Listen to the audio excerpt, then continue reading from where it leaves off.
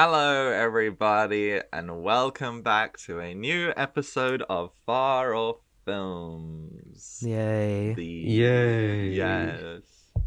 I'm Luka from Luka's Films, and I'm joined here with these peeps. The usual shtick. The usual suspects, yeah. The three musketeers. The three amigas. Come on, Jules, your turn. I'm Jules, jolly good fellow from the channel, The Walrus Man. Yeah, who else is here? And I'm Timmy from Tim Jong-un Productions. Hello. I couldn't think of a funny thing to say there. I'm so brain dead right now. Like I normally am, but still. So, yeah. I am also brain dead. Mm-hmm. Yeah, you have more of an excuse because you were at film festival stuff, right?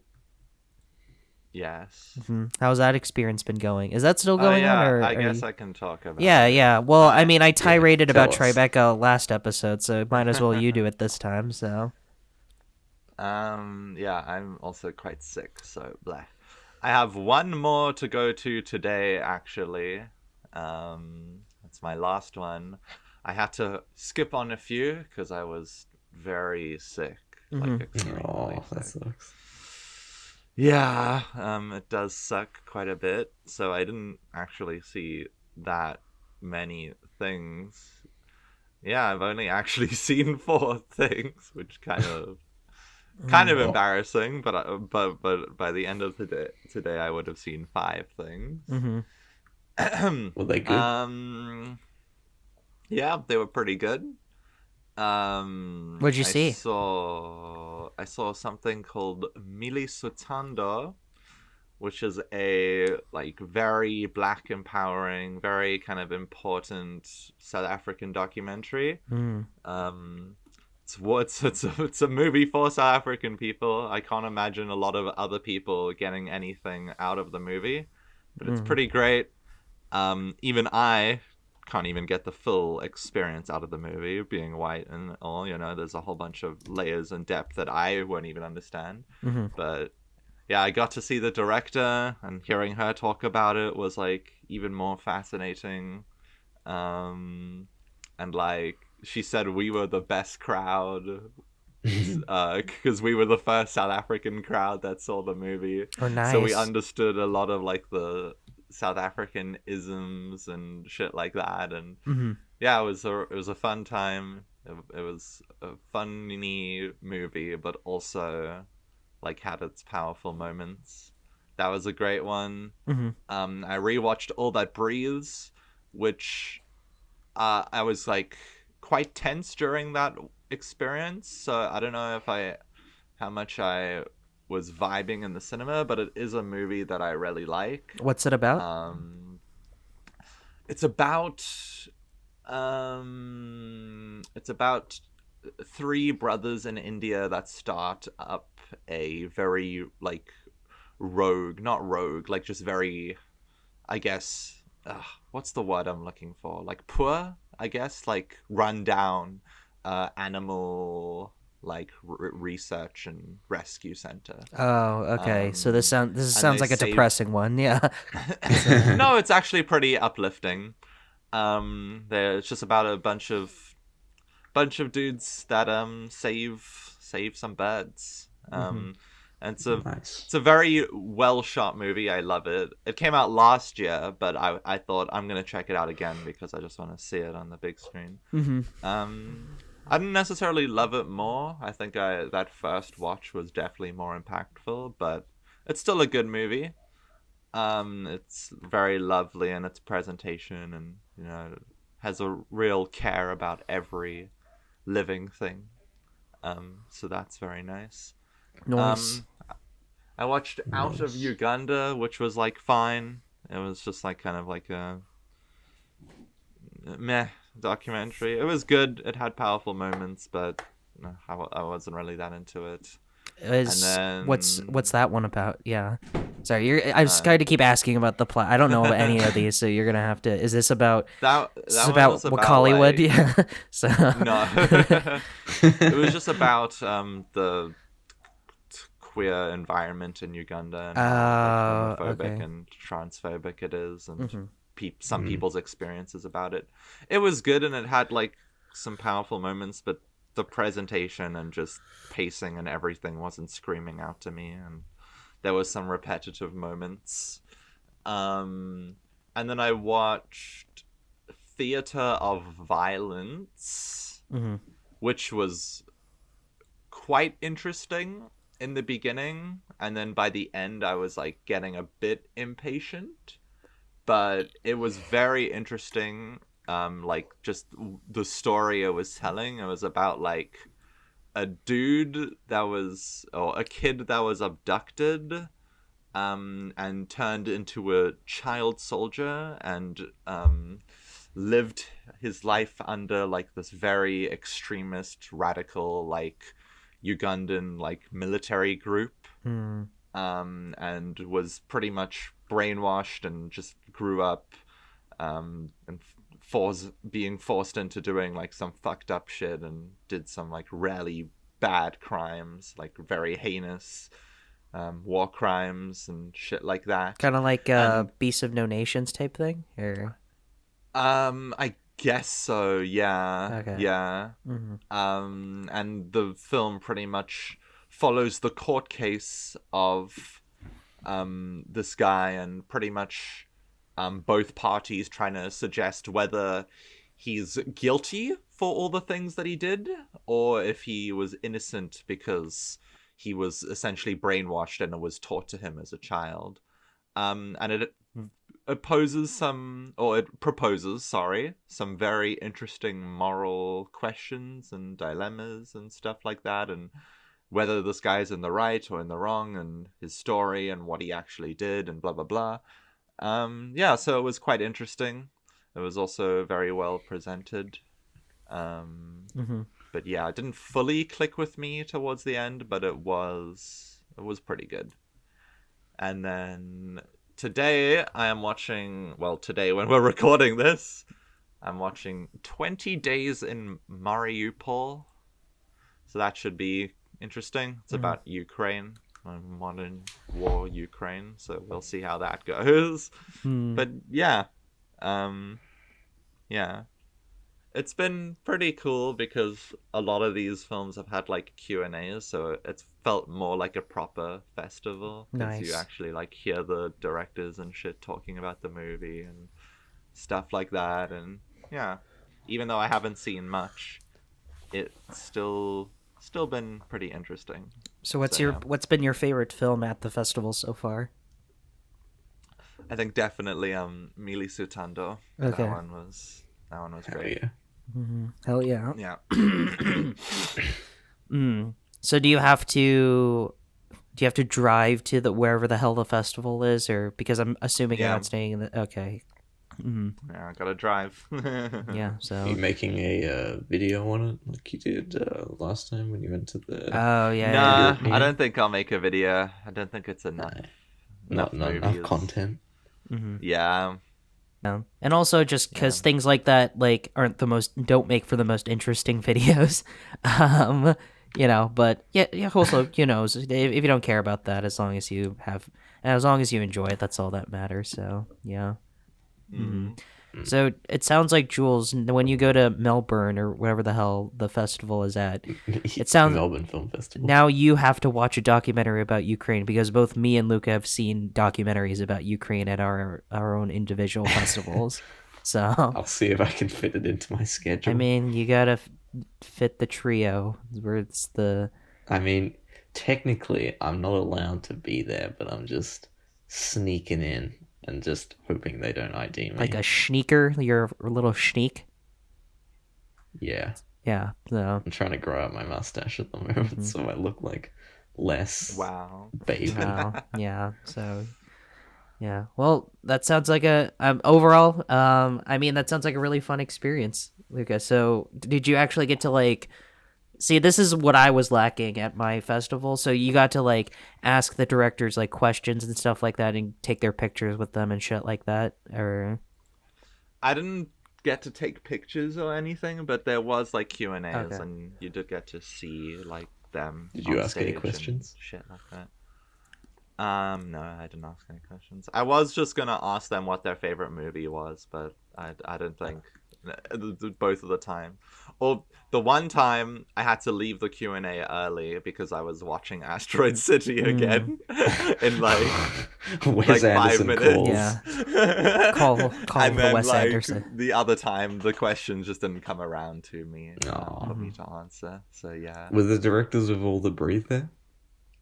No, that was an online thing. Ah. So there wasn't like an in-person thing for that one. Did they premiere My Octopus yeah. Teacher at this festival, or like? No, that was straight to Netflix. Okay, That was straight to Netflix. damn, that's disappointing. course. Yeah. So, Mm. so how many movies do they have at the festival? I guess like. Oh, a ton. Okay. A ton. I just couldn't afford to see a lot of movies, but there was like a lot. Like, yeah, there was a lot. My process was like, does the poster look cool? And have I heard of it before? And has it got like any praise or anything before? That's my strat currently. And pretty much for All That Breathes, it was like, okay, I've seen this and I like it, so I'm gonna see it again. The rest, it was like, okay, the poster looks cool, and then I've heard of I've heard of 20 Days in Mariupol. So that one, I was like, okay, I've heard of that. That seems like it's getting praise. I want to watch that. The rest, hadn't heard of. I was like, okay, the poster looks cool. Let's go. Let's do it. Why not? And checking the letterbox score is also kind of a helpful thing for the shit like that too. You know, Yeah, like definitely. because if you go on Letterboxd and it's like, this looks interesting, but I wonder what people think, and it's like very low. It's like, okay, I guess I could skip this then. So Yeah. but Yeah, I think that's what I was saying last time. For you to And now- find better shit to watch. and now I'm That's a strat I learned after my film festival. and now I'm taking that and throwing it back in your face. So yeah. Yeah, I did like everything I watched. So yeah. Unlike me, where I was tortured for You hated most of the yeah. stuff you watched. So, yeah. But also because it's like, I don't know, like I feel like at film festivals, like I feel like our expectations go up just a little bit because, you know, this is a film festival. I'm assuming you had to like produce a decent quality movie to like get into like the selection of your festival, but then when it isn't, it's just like really kind of disappointing. So I don't know, maybe I went in with the wrong expectations, or my expectation, because who knows, like we've been told that we're wrong. Like apparently we didn't understand Southland Tales, like we were just too soy brained to understand Southland Tales, so maybe I was too soy brained to like understand any of the movies at Tribeca. Who knows? I don't think, you know. I think I'm the opposite. I feel like, I mean, it's fucking hard to make a movie, and film festivals are the place where people that have barely scrapped their fucking shit together, at least these smaller film festivals, Okay, I guess that makes sense, that's yeah. where those movies go. So you know, you have to kind of put yourself like in those shoes and be like, yeah, like some of these are maybe not going to be movies that I connect with. Some people are definitely gonna connect with them. And no, like, but that's the thing. know, It's like I would totally understand that perspective, but most of the movies I saw at Tribeca were made by like big time celebrities, like Chelsea Peretti and Michael Shannon and John Slattery. Like these aren't Nick like just Jonas. like Nick Jonas. Like these aren't like if I would totally give like those movies a pass if they were made by like 25-year-olds who just like scrounged up all their lunch money to pay for the making of the movie. Like I would totally give that a pass, but I don't give that a pass for like fucking like rich ass celebrities who can afford all their resources and like this is the best they could come up with, sort of thing. Like that is not acceptable to me. So yeah. So yeah, I don't know. yeah, I don't know. And also because I guess like because this is my first film festival, my only preconceived notion are stuff like Cannes and like TIFF and South by Southwest no. and like Those aren't Sundance. film festivals. Those are film premieres. Yeah, those are yo. We're gonna show off like those are the early premieres for like the big names. For like a proper like film festival is like, you know, like people submit their stuff, and it's like new, like Sundance is more like a traditional like Which thing. I also really want to go. I really would like to go to Sundance. So, Yeah. Sundance. And like those big ones they do seem fucking fun. Like, don't get me wrong, I'd love to go to one of those. Yeah, I'd like, love to go to TIFF. TIFF sounds definitely. awesome. Yeah. So yeah, but it's like kind of a different vibe to like a more smaller like thing. Yeah. Yeah. So, yeah. Anything else you wanted to say about the film festival? We're probably gonna have the same conversation again once Jules does his shit. So Yeah. Yeah. No. Nothing Depends how many really. I can get into. When's your film festival again, Jules? Sorry. August. So, pretty much a month away. Okay. Today. Well, yeah. Okay. So maybe not next episode, but a couple episodes from now. So Yeah. Yeah. Soon-ish. In the next 5 episodes, probably. we'll go through a whole cycle of our recommendations before we talk about your thing again. So yeah. What are like some of the things that you're hoping to see while you're there?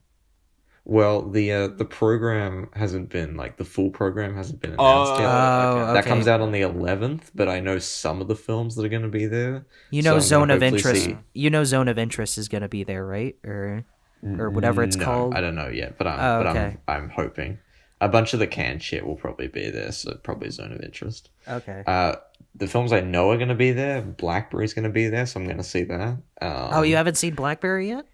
But it hasn't come out yet. Oh, I know it's on didn't digital. come out here. I know it's on digital, so I just assumed you've seen Blackberry at this point. So No. Okay. How to Blow Up a Pipeline as well. I might go see that. That's sick. You should watch that. Yeah. The films I'm hoping to see there are the new Jonathan Glizzy. Obviously, that's my number one. Glazed donut. Yeah, but you don't know. Yeah, that you don't that's know if gonna that's be gonna be there. Yeah. So If it's not, I might just not go to the festival, honestly. if Jonathan Glazed Donut's new Wow, movie isn't there, so, yeah. That's so. No, Jules, you can't do that. I'm Yeah. gatekeeping. Maybe if the new Todd Haynes is there, I would love to see that. Oh yeah, Todd Haynes has a new movie coming out. I not to detract from this conversation, but I rewatched Carol, and then I saw one of his other movies for the first time. Wonderstruck. It's so boring. Everything I've seen from it Aw. is so boring. So yeah. So Well, anyway, continue. So yeah. we'll be talking about one of his films soon. Oh Christ. I would like to see what's that film called? Let's say from the selection that you know is there. Okay, yeah, let's What would because we you- can't just speculate what might or Yeah, might you not can't. be You there. can't be yeah, like, so- oh, I want to see fucking. I want to see the poor new things. Martin Scorsese, but it's not going to be Yeah. there. You know, then like, what was the point of Yeah, no, I know speculating? that's it? not gonna be So, there. Yeah. I'm not. Yeah. Let me God, see. oh my god, are you guys gonna watch that in cinemas? What Yeah, the new Martin I'm Scorsese? going to. Yeah, of course. Yeah, Yeah, of I course. went. Are you I went to going a. to? Yeah. Oh, I don't know. Like, it has a listing, but I don't know if I can sit in the cinema for 4 fucking hours. I went to the Nah, theaters to do see it. There was a screening for The Irishman at like a theater like pretty far, but I went out of my way so I could see The Irishman like it's in theaters, and yeah, I sat through the whole 3.5 hour long film. It was so much fun. That's I really crazy. loved it. Yeah. I feel like you should be used to it I at this don't point because know. Martin Scorsese's films are getting longer and longer. Yeah, Like it's Wolf just of getting longer and longer. Yeah, I did like- not see the Irishman in cinemas. Oh, so you didn't? that's why. Okay. Did you see The Wolf of Yeah. Wall Street in cinemas? Wait, no, you must have been like a No. baby. Like, yeah, so. No one would have. Yeah. I saw Silence in the theaters. Yeah, that was kind of long, but I Hell really yeah. loved that. Yeah, so. Okay, I pulled up the first glance list. So there's Bad Behavior, which premiered at Sundance. I don't know if that's good or not, but maybe What's I'll go Bad see that. Behavior? I gotta check that out. It's a film with Jennifer Connelly. Past Lives, I'm not going to go see that because that's already coming out in theaters like the same month, so why bother? But you Blackberry, should obviously, I'm gonna see that. Yeah, you should see Past Life. It's like legitimately the best film of the year Oh so yeah, far. I'm going to. I'm very excited. Mm. The Kingdom Exodus, which is a TV series directed by Lars von Trier, Oh, that one. Yeah. which I don't think I'm going to go see that. No, don't watch that. How to Blow Up a shit. Pipeline, and then yeah, that's pretty much it. So Okay. That's what I'm going to see. At the And then moment, probably. and then with hopes that some other With bigger, hopes, cooler stuff. the new Wim Wenders, new Jonathan Glazer, new Todd Haynes, and probably one other film. Guadagnino. Is that coming out this year? Challengers? If it's there. I thought that was like a it's next. coming out in October. It's coming out this year. Okay, I know you're excited. It's coming out in September. Yeah, Oh, I thought it was October. Nope, it's September. Isn't that when the new yeah. Dune Sandy movie coming out too? Or yeah. And I'm so fucking hyped. No offense, Luka, but I think Dune is going to be the more exciting film. I'm more excited for the new Denis Villeneuve Dune than the new Luka Guadagnino. Yep. So Same. Jules, Same. come on, you're Even- on my side. What? yeah. Yeah.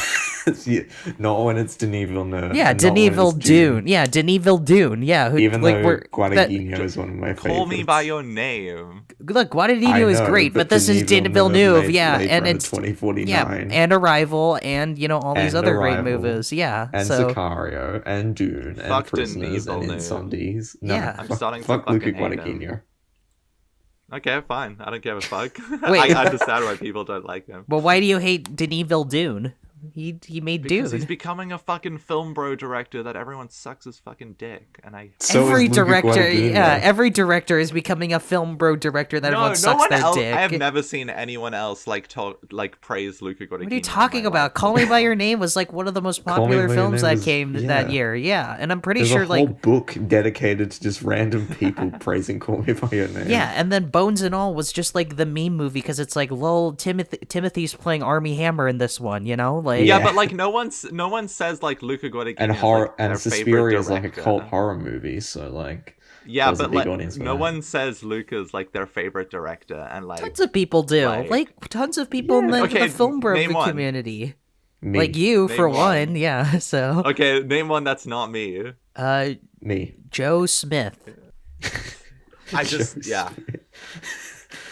I mean, you can't really talk Like- about like- film bro directors when Luca when Denis Wes Anderson Villeneuve. is your favorite director as well. Okay, Yeah. yeah, that's true. And also just because like I That's just far think that more of for a film me bro like director than Denis Villeneuve. yeah, and I just think for me like Denis Villeneuve just like makes more interesting movies to me than No, Luca. I love both of them equally. I mean I Probably love Luka I love Guadagnino more. too. Yeah, I just remember I remember Arrival just being the sickest shit ever when I saw it. I was like 18, I Denis think. Villeneuve Yeah. just feels like sci-fi Christopher Nolan for me.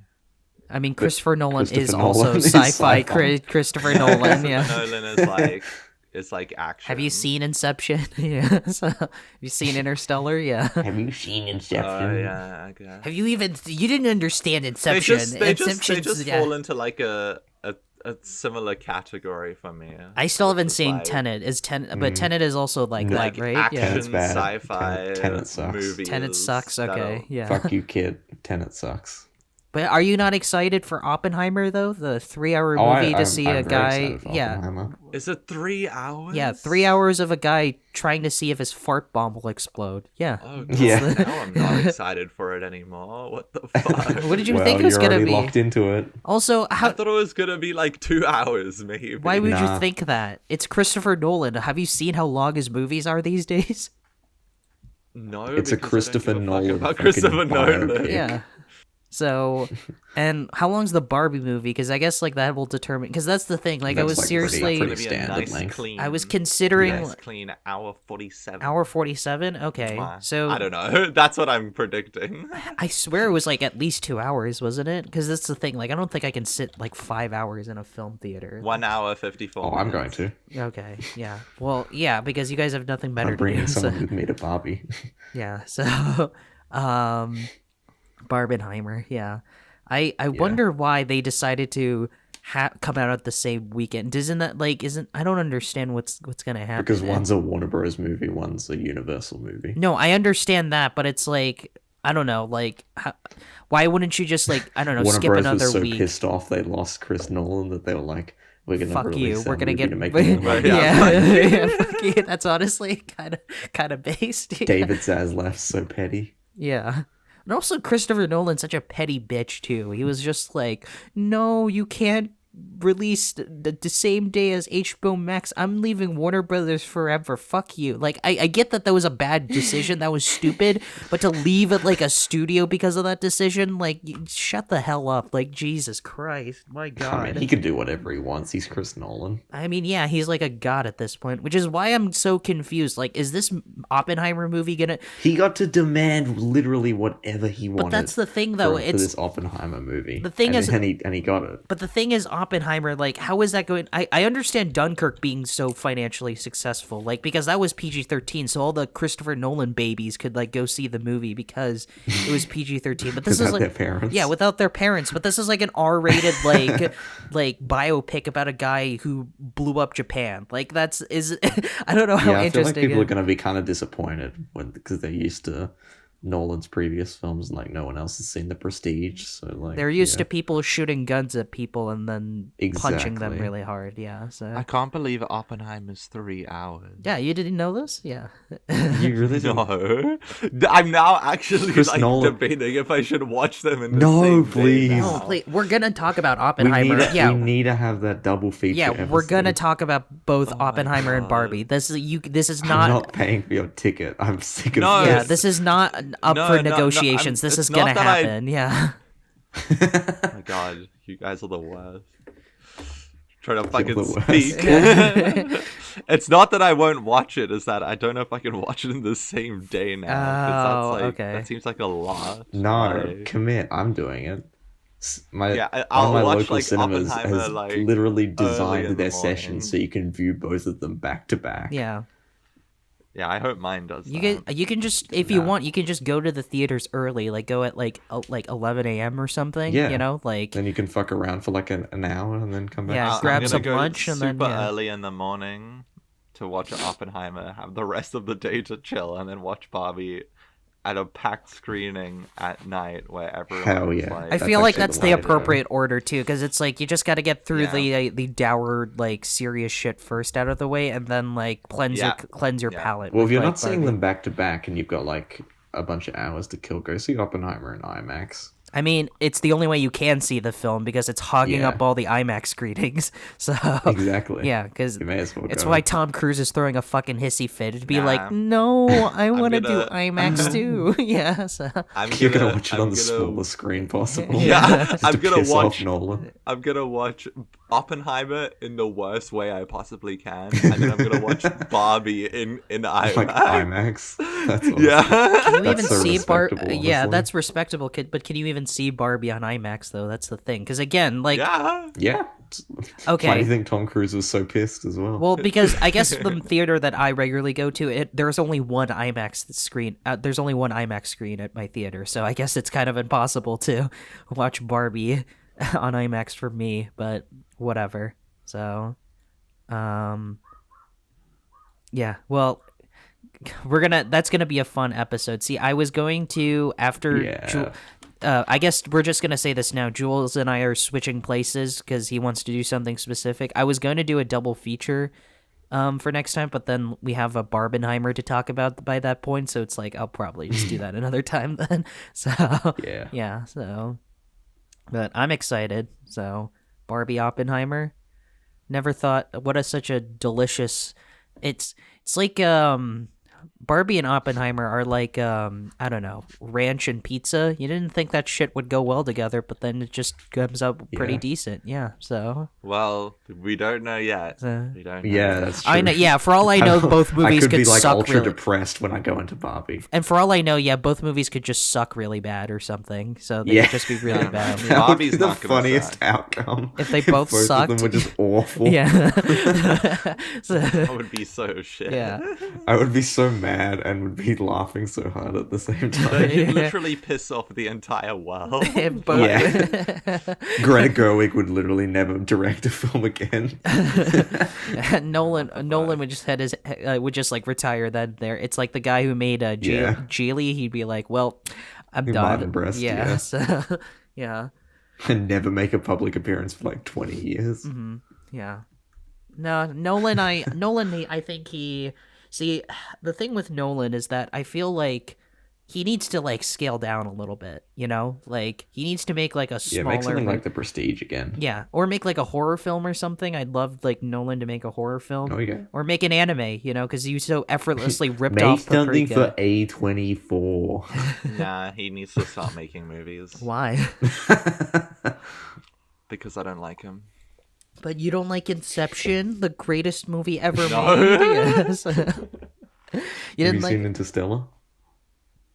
Yeah. you didn't like the Dark you Knight, don't- the Dark Knight trilogy, the best Dark Batman. Knight? Nah, Batman Begins is the best.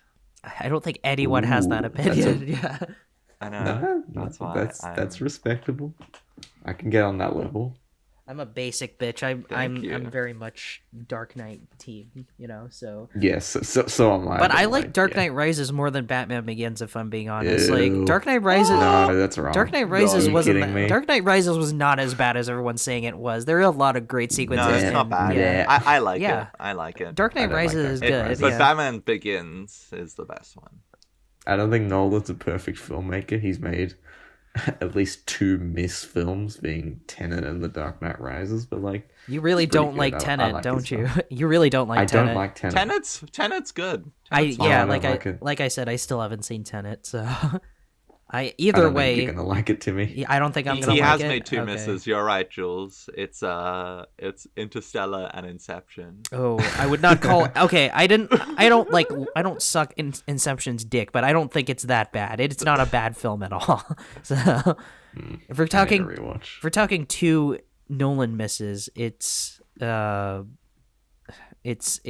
Interstellar Warner Brothers. and Warner Brothers. Yeah, let's just say that. I'm just glad. He misses them. I'm glad we all think Interstellar is all a miss. We can all at least say that, unless Jules says I like does it. Interstellar. wait, Jules says something Yeah. different. Oh, okay. I yeah. like Interstellar. Okay, I think Dunkirk is his best movie, if I'm being honest. So, Dunkirk's his second best.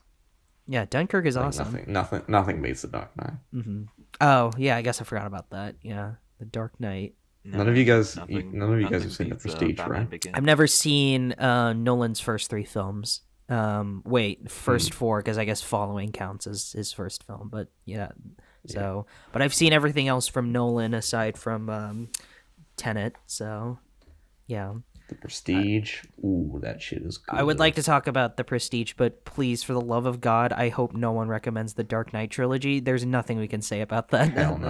that film series. Yeah, no, I it's can like say why nothing. Batman Begins is the best I guess one. so for that reason, but then like once we get into the Dark And then I could Knight, shit talk The Dark Knight Rises. yeah, but then once we get into the Dark Knight, it's like, what are we gonna say? It's like, yeah, it's really good. The Yeah. Joker said this But thing. then, no, but Yeah, like so then yeah. Luka could be like, yeah, it's not as good, but I suppose you'd still say like, mean, oh, it's still good good. though. Yeah, exactly. Yeah, But I so- feel like that's the division within the Dark Knight. It's like the super ultra comic book fanboys be like, "Yo, the Dark Knight, it's best movie ever." And then there's the other side, the group of assholes. It's like Dark Knight, it's the most rated piece of shit. You know, it's like, and it's can't win with both sides. You know, so but yeah. So either way, Nolan's best movie is Man of Steel because he produced that one. Boom, roasted, done.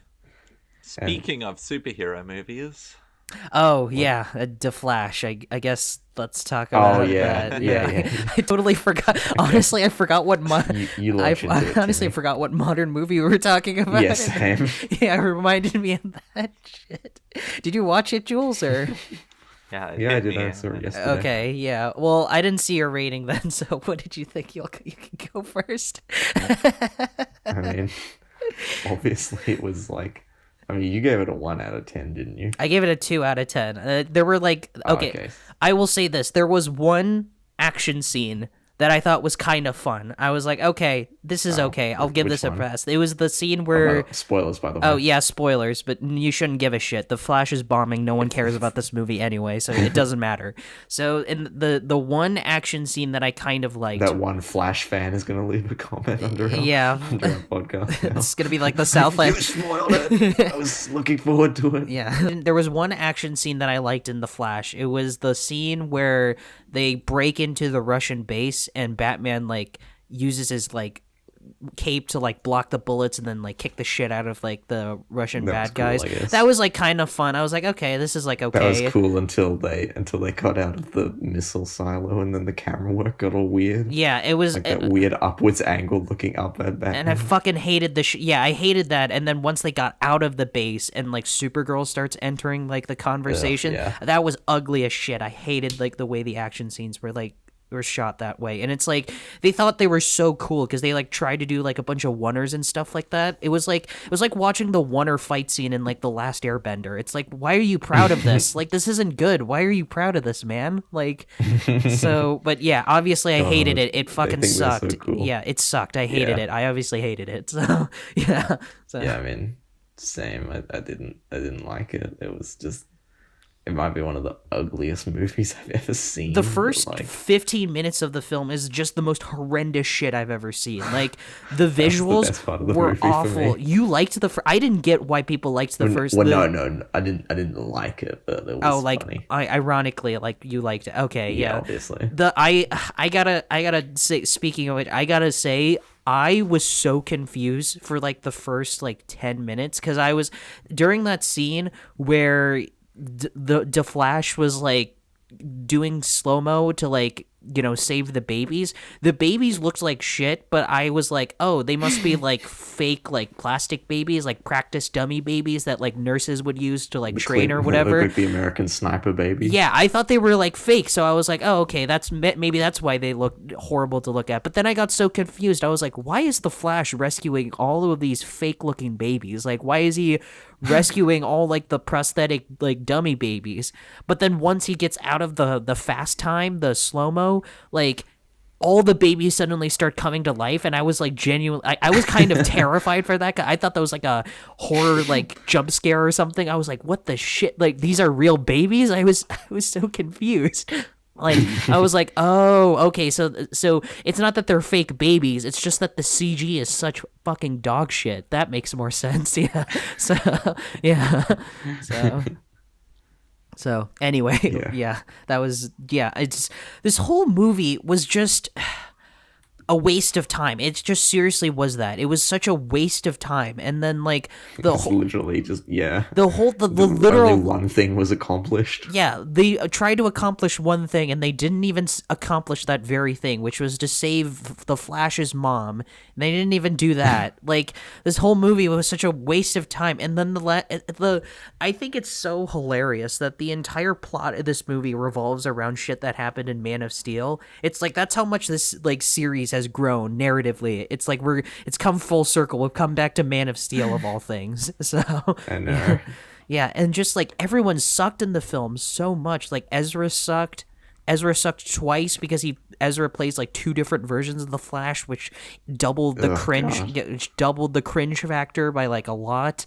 Like, Michael Keaton was like, I mean, he's trying his best. He's just being a team player, but still, like, he looked like he did not give a shit what was going on. I really hope he got a big fat paycheck out of all of this. That's the only thing I was thinking about when I saw Michael Keaton. It makes Birdman even more ironic. Yeah, really, because, I mean, Birdman was always ironic, because, like, literally right after that, didn't he do, like, Vulture or whatever for Spider-Man, the first one? Yeah, a few years after. So, yeah, it was already ironic, but now this is even more ironic, because he's playing Batman again. Like, it's like, did you not understand the point of your own movie there, Michael? Like, Jesus. So, yeah, like, everyone was sucked, everything was bad, like, and the CG work, I swear to God, like, it didn't get as bad as the opening 10 minutes with the fake babies, but it was still not good to look at whatsoever. Like, and apparently Andy Muschietti's like wife, who's like a producer of the film, her justification's like, oh, but it's like we're looking from Flash's perspective because when he goes super fast, it's meant to look back. Like, I'm like, oh my God, like, shut the hell up. Like, Jesus Christ, you don't know what you're talking about. Oh my God. Do you want to rant about the film, Jules? I can't be the only one that's this mad right now. And that's the worst part about the film too. It's that, like, I remember my anger towards the film more than I remember the actual film, because the film is so forgettable. Like, I literally forgot like 80% of the movie, like what happened. So, yeah. Yeah, I mean, it sucked, obviously. It was very funny, though. Like, I thought, he looks like the biggest fucking idiot when he's like actually running. It looks so goofy. I don't know why it looks like that. Like I have the way he's no like idea moving his either. arms and his legs, like doing some like kangaroo ass leaps. It's And it really sucks when Zack Snyder did this better than fucking Andy Muschietti. It's like, it's really embarrassing. Like, Zack Snyder did it better than you. So, yeah, and like the It's actual crazy like, because Andy Muschietti is, I think, like an actually talented director. Like, oh really? I really, really like his version of It, and I like his film Mama. I haven't seen that, but Like, I've seen both It movies. Yeah, so Yeah, and It I actually rate very highly. That's an 8 out of 10. really, for me. okay, yeah. Yeah. I didn't love the first It, but it was like definitely better than the second one. I'll just say that. Yeah, the second one kind of sucks. I but, just think it's really hilarious that Andy Muschietti was like literally no one's first choice on either It or The Flash. Like he was like Yeah. the fourth or fifth pick for both movies. I think that's hilarious. And now, Remember when Ben Affleck. Oh wait, no, that was the Batman. no, Ben Never mind. Forget I said anything. No, Ben Affleck's in the movie. Again, we're spoiling I the know. film. You don't have to worry about it. Yeah, so no Oh, one no, I was gonna cares. say because I was thinking of the Batman movie that he was originally meant to direct. Oh yeah, and then that turned got into them the confused. Matt Reeves thing. Yeah, isn't so? So you, Jules, you'll have to explain me this. I'm so fucking confused right now by the ending. So the ending was so stupid. They were just like, "Lol, get it? It's George Clooney. George Clooney's Batman in this one." But I'm like, I thought the whole point Yeah. of this Flash movie is to basically do some bullshit to recast a bunch of actors because Henry Cavill's not coming back as Superman and like Ben Affleck isn't coming back as Batman. And I thought they were going to use this opportunity to introduce these new versions of the character. So like what is George Clooney now like the new version of Batman in James Gunn's DC universe? Like because I get that this is supposed to be a gag, but you also have to think about like the consistency of this universe where it's like, so what is George Clooney now the new Batman, or is something else gonna happen where George Clooney isn't Batman? Like this makes zero sense within the context of like the greater universe, which like normally I wouldn't care about whatsoever, but because like this is supposed to be like the end of Zack Snyder's DC universe and the start of James Gunn's DC universe, it's like then how does this make any? I'm so confused, and like. And what happened to like Superman? Is he not Henry Cavill anymore? Did he change into someone else? Like, but we don't know. Nicolas Cage. Yeah, it's just Nicolas Cage, which, by the way, I really want to get your thoughts on that, Jules. The whole AI ChatGPT generated fucking super people. Christopher Reeve. Alicia Yeah, I thought Silverstone, that was. George Reeve. I thought seeing as Christopher Reeve is dead, I thought that's really gross, and I was like, nah, that's not even funny. That's just kind of like Really insulting. sad. Yeah. Yeah, really sad and insulting. Like, dude. Nicolas Cage, though, that was very funny. Apparently, Nicolas Cage was actually in the movie. Like Andy he Muschietti wasn't. said, no, he wasn't. Yeah, obviously, because unless Nicolas Cage went through some crazy plastic surgery that I'm not aware of, that is 100% not Nicolas Cage. So Yeah, no. yeah, I don't believe that for a second. and isn't Alicia Silverstone still alive? She's not dead, right? Why didn't you bring her back to be in the movie? I was so confused. It's like half the Yeah. people that you're cameoing is still alive. Why did you not bring them back? Like, why did you have to do this like shitty like AI generated like fan art? I was so. It's not only confusing, it's just insulting. It's like because they also had like cameos of like Adam West's Batman and like George Ugh, Reeves yeah. Superman. It's like, dude, these guys are dead. Like you don't have the right to ask for like you can't ask dead people's permission. Yo, can I use your face as like AI generated? Like like that's just really scummy. That's really Yeah. really scummy and insulting. Yeah. So Yeah, it's just. Ugh. Yeah. yeah. I mean, oh god, what else even is there to talk about? The story was nothing. probably the story's probably the most beat for beat like superhero story I've ever seen. Like I just was Back to literally the calling Future. out lines before they happened. Yeah, it's just Back to the Future, but with superheroes. Yeah, it's And they even reference Back to the Future. They're like, "What are you talking about? Eric Stoltz is Marty McFly." Stoltz is Marty McFly. Yeah. And then the first time they said that joke, I was like, okay, that's kind of like amusing, I guess. Like it's not like hilarious, but it was like a little though. But then they said it like 6,000 more times, and they're like, actually, fucking Val Kilmer is Top Gun and blah blah blah, all this other shit. I don't even remember who said who. Yeah. And I was like, guys, I get it. Stop already. This whole film is just, it's cringe. That's all I can say. It's so just cringe. Utter massive cringe. It's just like I'm not joking when I say I've written fan fictions that are more coherent than this film. Like, you've written fan fictions? Yeah, I have. Yeah. In like high school, yeah, like during my weeb phase, yeah. So I mean, I guess I still am in that phase, but like, yeah. Did you send those to me after we've finished? No. I deleted all of them. You're never gonna see these fan fictions again. Yeah. So I want to do a dramatic reading. Yeah. So I will say it's not as anything as it's not. I have not written masterpieces like the Harry Potter fan fiction that you sent me a while ago. Yeah, so no masterpieces. No masterpieces from my end on that one. But it's this whole film, it just feels like a shitty fan fiction. That's really what it is. It's like doesn't even feel like a real movie. Yeah, it didn't feel like a real movie. Yeah, it feels like a movie that people in like a fictional movie would watch. Yeah, it feels like I wouldn't be surprised if they AI generated like half the shit that happens in this movie, like script wise, because this whole film, I swear to God, they have. This whole film feels so procedurally generated. It's like every cliche that you could possibly imagine so cliched is in this movie. Yeah, and it's like, and I don't. And it's not even like fun or funny like Aquaman, because Aquaman is also like one of the most cliched superhero movies ever.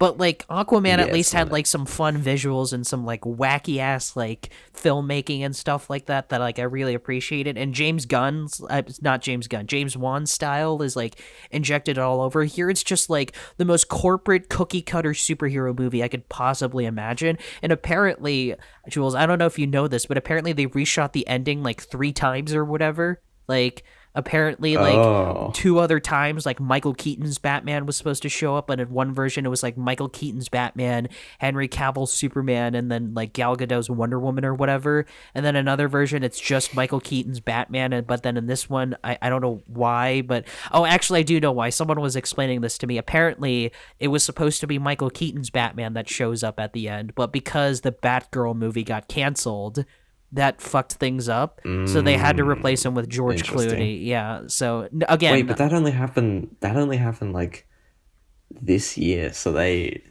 shot that like a few months ago. Pretty much, they were reshooting. Yeah, oh, God. Yeah. So, which makes me wonder, then what was the plan for Batgirl then? Because like if Michael Keaton is in that one, then this whole universe makes 0 sense whatsoever. And then like it's just a mess. And then such a mess. And then the new Aquaman, apparently Ben Affleck is like a main character in the new Aquaman. So what? Did this take place before The Flash? He's in that? Yeah, apparently. And that's the other thing. That's another thing that got screwed up because Batgirl got canceled, was that Ben Affleck was only supposed to be in like 20 to 30 minutes of the movie, but because Batgirl got canceled, like they had to reshoot like half the movie so that they could include Ben Affleck's Batman in it, because apparently James Gunn saw Aquaman 2 and he was like, this sucks balls, this is garbage, reshoot half the movie. So they had to do it. James Wan had to reshoot half the movie. So oh God.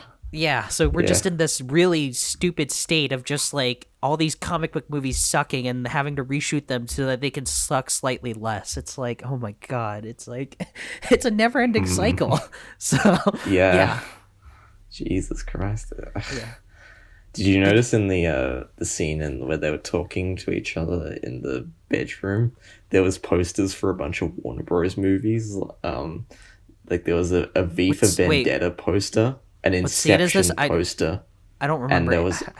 I don't remember the movie. You gotta be more specific. I don't remember what you're talking about.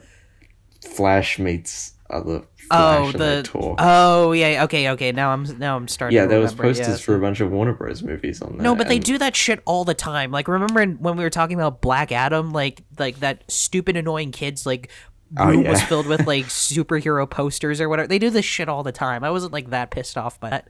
So yeah, which also doesn't make any sense because I found the Inception poster pretty funny. No, but which also doesn't make any sense because like if all these movies like Back to the Future and Top Gun and all this other shit, like if they like got changed where they have different actors, shouldn't that also have happened in like these other movie posters? Like why isn't like Inception like instead of Leonardo DiCaprio, it's like Christian Bale or something like that? Like why did I? That's too hard. It's like you can't just do one thing and just not commit to the other thing. It's like. This movie is just so lazy. It's so lazily made. And I'm just sitting here and I go, what the shit did James Gunn and David Zaslav see in this film? Because they couldn't stop jerking off about Stephen King seeing Yeah, this exactly. Yeah, Tom Cruise and Stephen King, they were all like jerking off about how amazing the movie was. And I was like, what do you people see in this film whatsoever? Like, I don't see it. Like, what about this is good to you? Like, because did you like anything about the movie, Jules? Is there anything that you actually liked in the movie? Yeah, exactly. If it wasn't funny, this would be an irredeemable piece of shit. Oh, so you got like ironic enjoyment out of the film? Yeah. Okay, yeah. I did not get that. I could not get any ironic enjoyment out of the film. It's Batman, not like Aquaman. Suicide bombed the Zod craft. I was like crying with laughter. That was the funniest thing. That was kind of amusing, and they could have made the whole like and Flash was like no Bruce eject Bruce. I really fucking stupid. I found it kind of amusing that the giant Kryptonian just like pulled the Hulk from Avengers where he like the Hulk like smashed Loki a bunch of times. That was kind of amusing to me, not because it was actually funny but because it was just like that looks so stupid. So and then like the Sasha Kaye, I think her name was, the girl who plays Supergirl, like her face every time she got stabbed, she wasn't good, but like she was better than Ezra. Like I'll just say that everyone was better than Ezra. I can say that with confidence. So like Ezra just makes all the most stupid faces in the world, like that scene where like he's pulling that burrito out of the microwave and he just like shoves it in his face in the beginning. It's like, oh my god. And then like when Wonder Woman has like the lasso of truth and then he does the stupid faces. Yeah, he's like, I don't know what sex is, or I know what sex is, but I'm just a virgin. And other Ezra, the second Flash, like he said some of the most cringe shit like ever. Like everything that came out of his mouth, I was just cringing so hard. It's like, yo, I'm gonna get powers. Like I'm gonna marry. Oh my god, like shut the hell up. Shitty as Shazam. Yeah, that's what this is. It's shittier Shazam. Which I did not even bother seeing the second one. That's how uninvested I was in this universe at this point. Yeah, so yeah, God, what a messy universe. Yeah. What a state it's in. I mean, say what you will about Zack Snyder, but he at least kept things like cohesive. At least everything consistent, yeah, everything was like in a line. Now everything's just a bunch of scribbles, just like I don't know what the hell is happening. As Michael Keaton says, a bunch of spaghetti. Yeah, it's a bunch of spaghetti, which I was just like, I feel like Michael Keaton's like soul is just like getting cut in half for every line of dialogue that comes out of his mouth. Yeah, in everything, I was just in all of those scenes, I was just thinking of like his monologues from Birdman and how much like soul is in those compared to him going like, when there's chopped spaghetti in half, that's a representation of the multiverse and blah blah blah. I think they should have just recreated the scene where Michael Keaton confronts like the mean old like critic lady. I think they should have just recreated that scene, but instead of the mean old critic lady, it's just Ezra Miller. I think it would have made the movie 100 times better. You risk nothing. nothing. I'm a fucking Batman. I'm a fucking Batman. And this bat suit means everything to me. This shitty, poorly made suit. What the fuck even is this? Yeah, it's like, and I just, and speaking of other scenes from Birdman, the scene where Michael Keaton beats the shit out of Edward Norton. I want that scene to be recreated in The Flash, but with Ezra instead of Edward Norton. It's like a cat playing with a dildo gets more views than that. Get the fuck out of here. Oh, yeah. Why don't you get your wings in your fucking bat suit, man? And then they just like have a little tussle on the floor. Man, I wish we just watched Birdman instead of The Flash. Yeah, like literally, I could just picture this right now. You could just remake Birdman, but Michael Keaton just plays Batman and Ezra Miller plays Edward Norton's character. Oh my god, it would instantly make The Flash 100 times better. That's what The Flash should have been instead. Like, I'm not joking. Like, I'm not joking about that. Like, The Flash should have just remade Birdman and did everything the same, except instead of saying, their characters' names, just say, Bruce Wayne and, whatever the hell Flash's name is, Barry Allen. Yeah, that's it. So, like, infinitely better movie. Yeah. So, yeah. So, but yeah, I'm really loving I liked how they made their excuse for the final battle being like Minecraft flat world, just that it was set in Australia. I was like, you know what? Sure, I'll take it. The final it kind of makes sense. The final ending was so fucking stupid. Just the whole, Barry, we gotta keep going. We gotta go fast. We gotta go super duper fast to stop Zod from doing this shit, and then he just, now I am evil Flash because I went too fast too many times. It's like, oh my god. Did you see the toy that was made from from that like evil Flash character? No, but it looked so funny. You can send in the group chat. I'm sure I'll get a kick out of it. So yeah, and then the whole the only scene I burst out laughing was the scene where Ezra is like removing the can of tomatoes for her mom's like shopping cart or whatever, and she has his hand over his face and he's like, "I'm sorry, Mom." Like, "I'll see you later, Mom." And I'm like, I burst out laughing during that scene. Oh my god, I hate this movie so much. I hate this film. I hate it with all my passion and all my soul, what little I have of it left.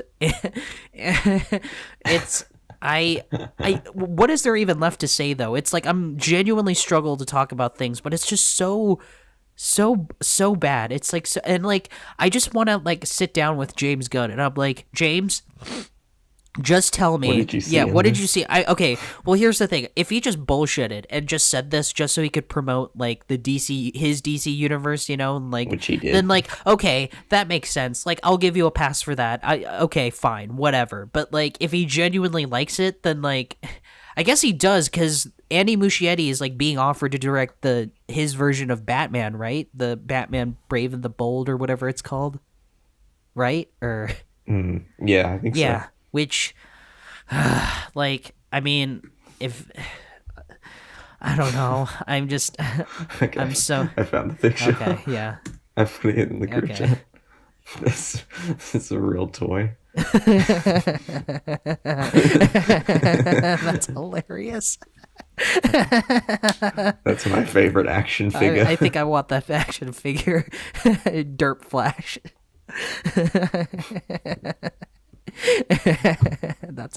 That's funny. That's more fun. That's funnier than anything in the movie.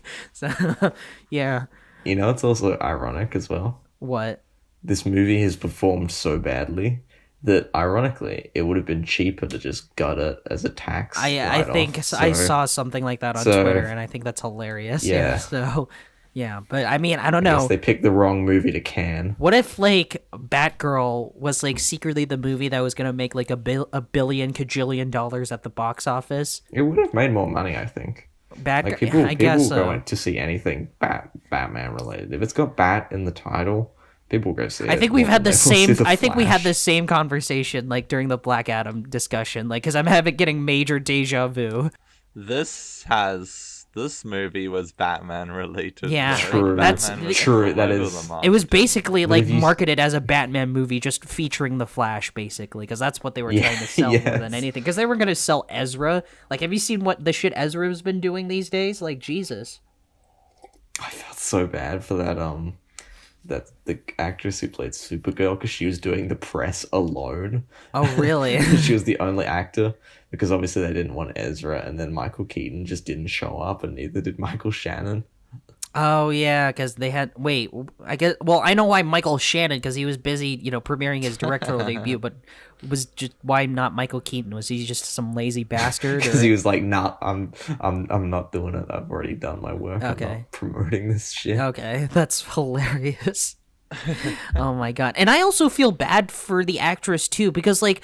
What is the point of introducing a new version of Supergirl only to recast her for someone else to play Supergirl in James Gunn's universe? It's inevitable in the film that that she dies in like every scenario. Yeah, okay, because like I don't know, is she dead in this universe? Well, I guess she doesn't even exist in this universe because Flash fixed his mistake. But still, what was the point of introducing this version of Supergirl?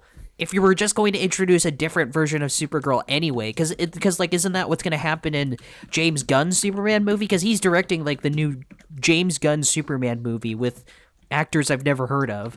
Like, what is the projectionist from Pearl? Yeah, the projectionist from Pearl and the marvelous Mrs. Maisel as Lois Lane, and then I'm really really hoping for NoHo Hank to play Lex Luthor, which doesn't seem like it's gonna happen because they're eyeing one of the Skarsgård brothers apparently for Lex Luthor. I don't know, it's because it's like yeah. Get NoHo Hank. He's naturally bald anyway, dude. Like, come on, like.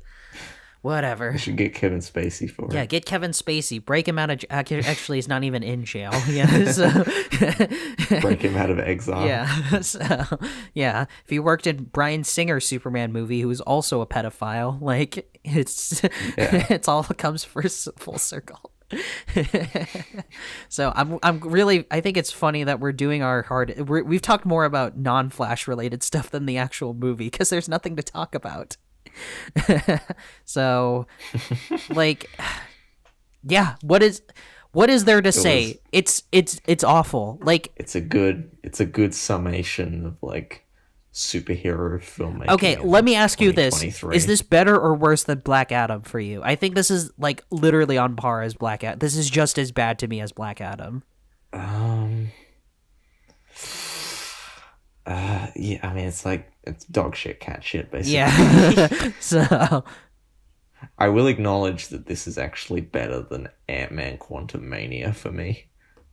Oh, because at least I think I laughed more. Oh, this is better than Ant-Man. Okay, I also hate... No, I think I slightly liked this one more than Ant-Man. I got zero enjoyment out of Ant-Man. That's what I was saying. Oh, that's what you were saying. Okay, yeah, so... Okay, yeah. Cool. Well, I guess if we're done talking about this, I guess we should just give ratings. 2 out of 10. It was awful. It was dog shit. I kind of liked one action scene, and that was about it. So yeah.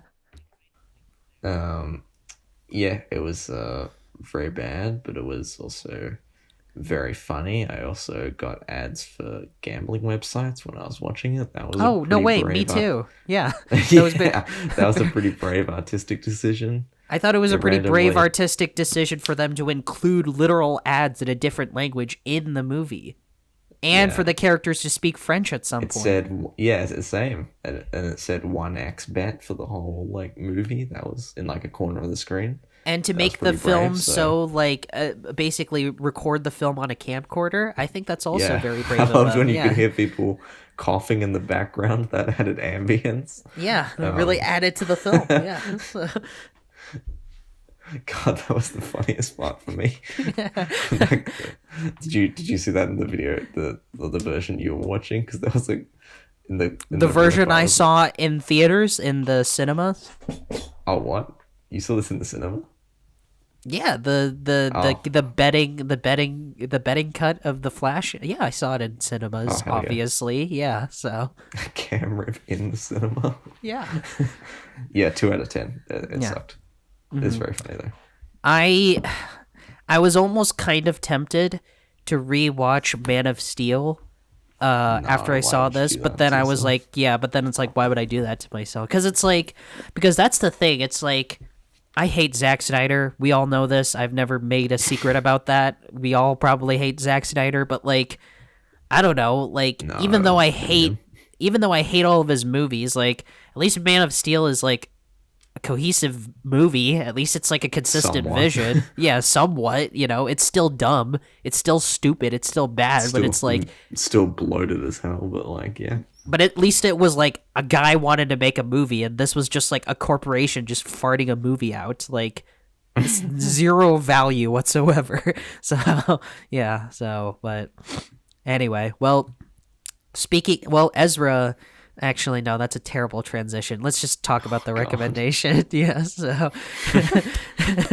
so I guess Luka, let's you can introduce it. Yeah, introduce the movie. We're gonna talk about it now. Yeah, so I recommended The Adventures of Priscilla, Queen of the Desert. Australia. An Australian movie. God. An Australian movie about a trio of queers that have to travel To Alice across Springs. the desert in order to get to Alice Springs, the place where the main character is supposed to have a drag show, but also to meet Hugo his Weaving, yeah. secret son that he is hiding from his friends. And yeah, it's just a fun one. It was great. It's definitely a product of its time. It has. Oh yeah, definitely. Yeah. Oh, It has yeah. some yikes stuff about There's it. some very poorly aged moments. Yeah, just like But also, it's still so much fun. Involving dead naming. Yeah. and racism. Yeah, racism. racism and dead naming. Yeah, like favorite things. Yeah. A small bit of transphobia, but hey, it's still a fun movie. I still quite For 1994, though, it's pretty fun. Yeah, for a movie like this 1994, to- it's still pretty decently progressive. Decently. Yeah. I'm honestly shocked that it came out this like That's just like how we late in Australians like are. Yeah, this Well, early in obviously history. we're Yeah, better you guys. now, but Yeah, you guys are more woke than the radical left. What the hell? exactly. Yeah. So, yeah. But yeah, it's just a fun little gay movie, I guess. Like, yeah. Yeah. I think this is the most entertaining recommendation out of all three of us. Like, Yeah. Jules and I recommended really dour and depressing movies, and then Luka recommends the most fun one. So I don't know. I mean, Evil Dead 2, like... Well, I mean, like, of all us three, I'm not saying, like, out of all the Yeah. recommendations ever. Yeah, so, yeah. Yeah. Evil Out of Dead the 2, most obviously. recent ones, yeah. Yeah. Well, Timmy's saying out of the Pride ones, Jules. Oh, yeah, that's true. Yeah. Yeah, I was like, yeah, what the fuck? You guys are recommending two serious movies. That's not what Pride's about. That's not what this is. This is about just fucking being gay and being proud and fucking screaming it out loud. I mean- and that's what this movie is. In many ways, A Single Man is also a comedy as well, if you look at it from a certain angle. If you look at it And from a fucking And in many ways, conservative, my own maybe. private Idaho is also a comedy because the whole film is such a joke of a film. So, True. So, yeah. So, yeah. This film was really a lot of fun. Like, I was a bit surprised, like, how entertaining the film is. Like, I think the first 45 minutes of the film, like half the film, is so much fun, Yeah, so fun. entertaining. Just like these characters are just so wild and so entertaining, and they like bounce off each other like really well. Like, just I like the way that this film opens is so like it just sets up everything that you come to expect, like who these characters are and like what they do and their shtick and stuff like that. And yeah, it's just basically Mad Max, but it's gay. Mad Max Fury Road equals yeah, gay. yeah, and it's just like just watching these characters just like fuck around for like an hour and a half, hour 45 minutes. Just like it's just kind of like one set piece to the next and stuff like that. And I feel like even though the film kind of kind of like it doesn't get as fun towards the second half, because like towards the second half it's like, okay, I feel like I've gotten all the fun parts in the first half. It's still really entertaining. Like I was never like taken out of the film. I was never bored. It was just watching these super entertaining characters just like get a kick out of their situation. And I feel like even like the serious scenes, like the scenes that are trying to like, you know, get a reaction out of you, I guess, like when they wrote like AIDS or something like that on their bus. I was, even then they're just like, yeah, this sucks, but it's like, we're not gonna let this bring us down, we're just gonna be who we are, sort of thing, you know? Yeah. And yeah, just seeing them just like fuck around and have fun, you know, it's just so entertaining.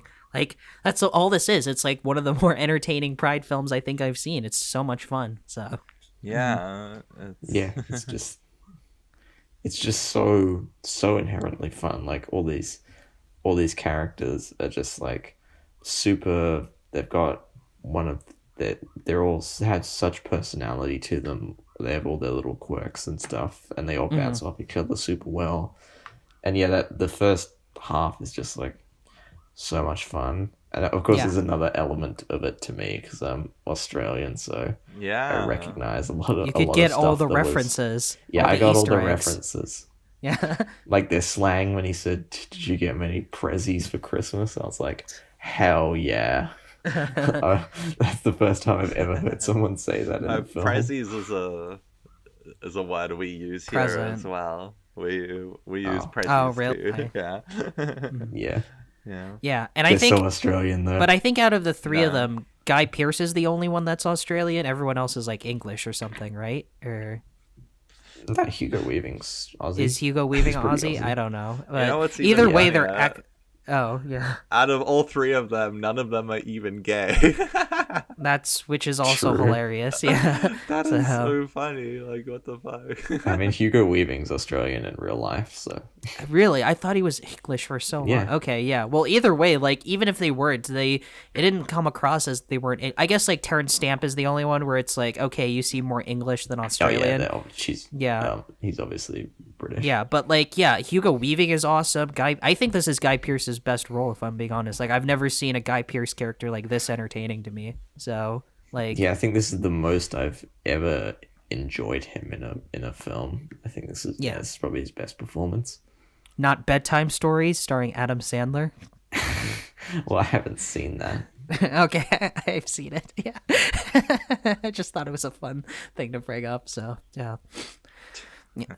Yeah, I just love how it's not quite like up the scale as some of these other like entertaining movies we've seen, like Evil Dead 2, but I kind of appreciate how like the movie just kind of puts its foot on the gas and then just doesn't let go. Like, Yeah. it's just like one entertaining set piece after another. Like, I really loved, I think my favorite scene was probably when they go to the hotel and they just like have all these drinking games. I love like the drinking game between Terrence Stamp and like that one like Australian The lady or homophobic whatever. lady. Yeah, homophobic lady. Yeah, that was so much fun to watch. Yeah, and just like, but I also love how like even the serious parts, like they don't get too serious, you know, like they're serious enough where that's like they're taking the subject matter seriously. And it's like important to their characters. Like when Guy Pearce's character keeps calling Bernadette Ralph or whatever, and they like get into a fight about things like that, you know. It's like it's like, wow, it's like it kind of like, for a film that's mostly a comedy, these serious moments like kind of like break up the monotony, I guess you could say, like, and helps like get us to care about the characters, because it's one thing to just like watch goofy characters just have fun for the whole time, but then like sprinkle in these moments of seriousness like also helps me just get invested in their characters, which is why like near the end when like Hugo Weaving like meets his son for the first time, and Hugo Weaving's like, you know, I dress up as like other characters like Elvis or whatever, but like his son's like, I don't really give a shit, you know. It's like you kind of like do whatever you want, you know. And he's like, he kind of feels like acceptance for that. Like, I really liked that scene. It's like a really great ending, you know. So Yeah, what I like about this movie is that, yeah, like it, you know, obviously the main thing is like the characters and just the camp and the enjoyment of it. But it also actually has like a solid direction behind it as well. Like, It does. I love like those opening scenes in the club, and it's like from the perspective of like the disco ball and stuff like that. Like it has like some solid like like elements behind it, and like it just makes it feel like a just a smidge better than it is if it was like presented super generically and stuff like that. Oh yeah, I don't think this is like a it definitely has like a vision and like proper well care executed. behind it. Yeah, it's like well executed. I don't think this is like a poorly directed film at all. I thought it was like pretty well presented for what it not is. at all. Yeah. So yeah, I mean, it doesn't have like the most wacky, like awe-inspiring like cinematography or anything like that, but everything is like pretty well shot. Everything was like really well presented. Yeah. So. And I think but I think even then, like, this is a film more about characters and performances more than anything, which is why like the thing that I remember the most about the film are the performances more than anything. Like, of course. Yeah, definitely. I mean, they are the forefront of the film. You remember those characters. You remember like the dance sequences and the drag moments. Oh my god, the scene where Bob's wife shows up and like starts like shooting out the ping pong balls from her ass. I was like, what the hell is going on? I don't know what's going on right now. Yeah. So, that bit is wild. That whole subplot was a bit the way that character spoke that's the iffy as well, bit about like, this film. That was that was really racist. That was just like a racist character. Racist. Yeah, that was just a stupid racist like, caricature. Stereotyping to such like a transparent degree. Yeah, and it's like, and she had like zero relevance to the film. It's like, why are you here? Like, what is the point of this? No point. I mean, I guess it was just to give Bob like some reason to come along with them. I guess so, but like I was just gonna say, like that actual scene where she's like shooting out the ping pong balls, like that was kind of fun in the sense like I just found the trio's reaction to her more like really really funny. Like they're not even mad that she just upstaged them. They're just like shocked. They're like, I didn't even know you could do that. Like I didn't even know you could do that. Like that was funny to me. So like that was almost worth like the racist stereotyping of the character. almost was almost worth it. Yeah, the racism was almost worth it. Not 100%, almost. Yeah. But yeah, like her actual like place in the film, zero relevance. It's just like the joke is just lol, she speaks with an accent and she's also promiscuous. Like that's it. That's her only role in the film. Yeah. Like and I get the whole point is also to just find a way to get Bob introduced in the story as well. And I like Bob. Bob's a cool character, but you did not have to do this. You did not need to do this like lazy, stupid, racist like subplot to get him in the movie. Like I don't know, get him stranded like in the middle of like maybe his car broke down and they pick him up or something. I don't know. That could have been a maybe much his wife is more just efficient like way. just a total bitch to him, and he just decides that I'm just gonna go with them. You could have this like, racist. Well, I think there was kind of a point to him having like a kind of trashy wife, so that he falls for Bernadette. But like, obviously, just the way they handled it, that was like the one big like kind of iffy moment about the film, as well as the dead naming of. Bernadette. I don't know what the fuck that was on about. Yeah, like, that was just that was played as like a gag, like that moment where like. He like she throws the lamp at him was like that's played as a comedy bit, but I was like, wait, she's like mad for like totally. I thought that was supposed to be serious. She's completely in the right here. Yeah, I thought that was a serious. I think they were definitely dunking on Guy Pearce. Guy Pearce for doing that for Leisha. They were definitely like saying it was wrong, but like sucks that some like fucking gay people are like that. It's like, we're all in this together, guys. You don't gotta why do you gotta draw assholes. Lines? You don't gotta fucking see, but like scenes like that, those are just as offensive as like the other thing we were talking about, but like at least that has like some relevance to the story. Like at least it like kind of establishes like the tension between like Terrence Stamp and Guy Pearce, but the Asian stereotype has zero relevance to the film. It has zero relevance to the story whatsoever. You could cut that out and it would change nothing. So it's like It's just that because product of the time, because essentially. lol, Like, it's funny yeah. when someone has an accent. Like lol, it's funny. Yeah. Like that was like that was just like on the rise like during the 80s and 90s, like humor like that. And I was like, is this really that funny? Like, come on, guys, really? Like, I'm not just saying this as someone of color. I'm just saying this like as a person in general. Like, is this really necessary? Like, is this really that funny? Like, I don't know, but whatever. Yeah. So No. yeah. So yeah, but I think in spite of those like very dated and really just bad scenes, like these are very much like just like sparse moments. Like if these scenes popped up regularly, I would be more mad. But like I kind of forgot about them like once we got into the next set piece, because again the film's just consistently entertaining. Like I just like I get a kick out of like a lot of the Yeah. scenes, and the scenes where they're trying to be serious, like I think they do them very well. And they like the reason why I love Bob is because Bob is the only one that like respects like the trio for who they are, like when the when Guy Pearce dresses up as a girl and the guy like wants to beat the shit out of him because I guess he got turned on or whatever, like Bob's like, leave him alone, get the fuck out of here, sort of thing. It's like serious scenes like that are just like, okay, those scenes are pretty good, but then there are other scenes that are trying to be serious, but then come across more tasteless, like the name dropping thing, So it's like, I don't know. It's like a give and take type of thing. Either way, like these are not the most central things that happen. The thing that I remember most about the film are just the fun parts, because it's like, no matter Yeah. what happens, like it's still just a fun, entertaining romp, and I can appreciate and respect that. So, Yeah, it's more fun Yeah. than it is like dated and offensive, I think. yeah, Yeah, definitely. yeah, and all the characters, I just can't stress enough how great their performances are. They really, really just give it their all. I think this is also Terrence Stamp's best performance. I don't think I've seen him in anything as good as this, if I'm being honest. Guy Pearce too. Like, Yeah. Sorry, I was saying Elron, but then I was gonna say he's Hugo Weaving. Hugo Weaving has given great performances, but yeah, this is also easily just one of his best performances. And I love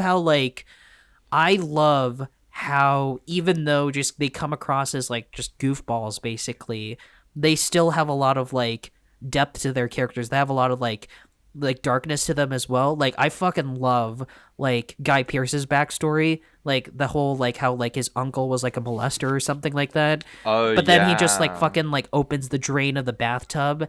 And that was awesome. I love really, that. and then he just like laughs that off as it's like a joke or whatever. It's like that's so great. I really, really love that sequence. Yeah. Yeah, like when I saw that, I was like, "Oh no, what is about to happen?" Yeah. here? Oh goodness. I was like, oh, and yeah. then, and then they pulled it around, and I was like, "Okay, good movie. Thanks for taking this direction." Yeah. I love the scene where like, Bernadette just fucking walks off into the desert. Yeah, yeah. Like no fucks given. She's just like, The most "Okay, guys." inadvisable thing to do in that situation. Yeah. She's just like, "Okay, I'm off to be the mom of the group," and just fucking leave. And I just love right after that scene where like the old people like give her a ride back to the bus. They were like, "Nope, peace. I'm out of here." Yeah, they see it coming. They're like, No, "Fuck." Yeah, and I like that moment because Guy Pearce's character isn't like, "Oh my god, why were you dressed up in drag? Like that's why they didn't pick us up. Like we should have been acting normal." Like he didn't say any shit like that. He kind of just passes it off as a joke. He's like, "Oh, I told you look gross in green," Yeah. or he says, "I told you green's not your color." Like the film isn't like the film is just so open and like non against them being themselves, and like that's something like that's a part of the Yeah. theme of the movie. I as really well. love that Like- part as like well. with yeah. his. Yeah, with like the main character's son, and even like how accepting like his wife is His about wife, everything. And like I just thought it was she's yeah. just a hoot of a character. Oh, as yeah. well. She's Yeah. lovely. She was Yeah. great. I just found it really, really funny that like Hugo Weaving's character's like perception of what like a uber masculine man is just like guy wearing a cowboy hat or whatever.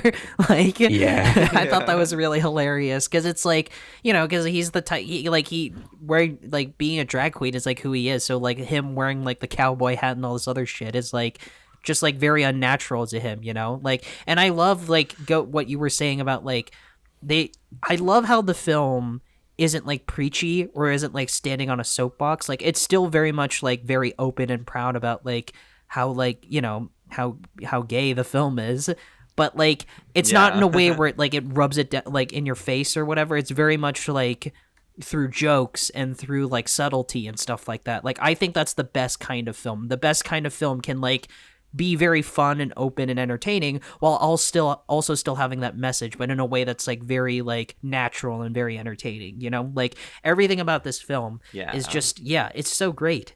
I can't stress enough, it's so much fun, so much fun. So and also going back to that scene where they're stuck in the desert and then they find that like just kind of like random group of people who were just like just chilling at night. That 100% happens in Australia. There are just people who just like just get together in like random parts of the desert and they're just like, yeah, let's just chill. Oh, this is So I was very pleased to see something like that. This became a documentary for Jules. Yeah. This became real life. Yeah. So I was like, oh my god, the people in Cooperpedia are sexist? Like, oh hell yeah, that's accurate. So there are just random like party goers like in the middle of the Australian outback, just like every now and then. So yeah, people just like, yeah, let's get together in this part of the desert and like just cook some snaggies and bread.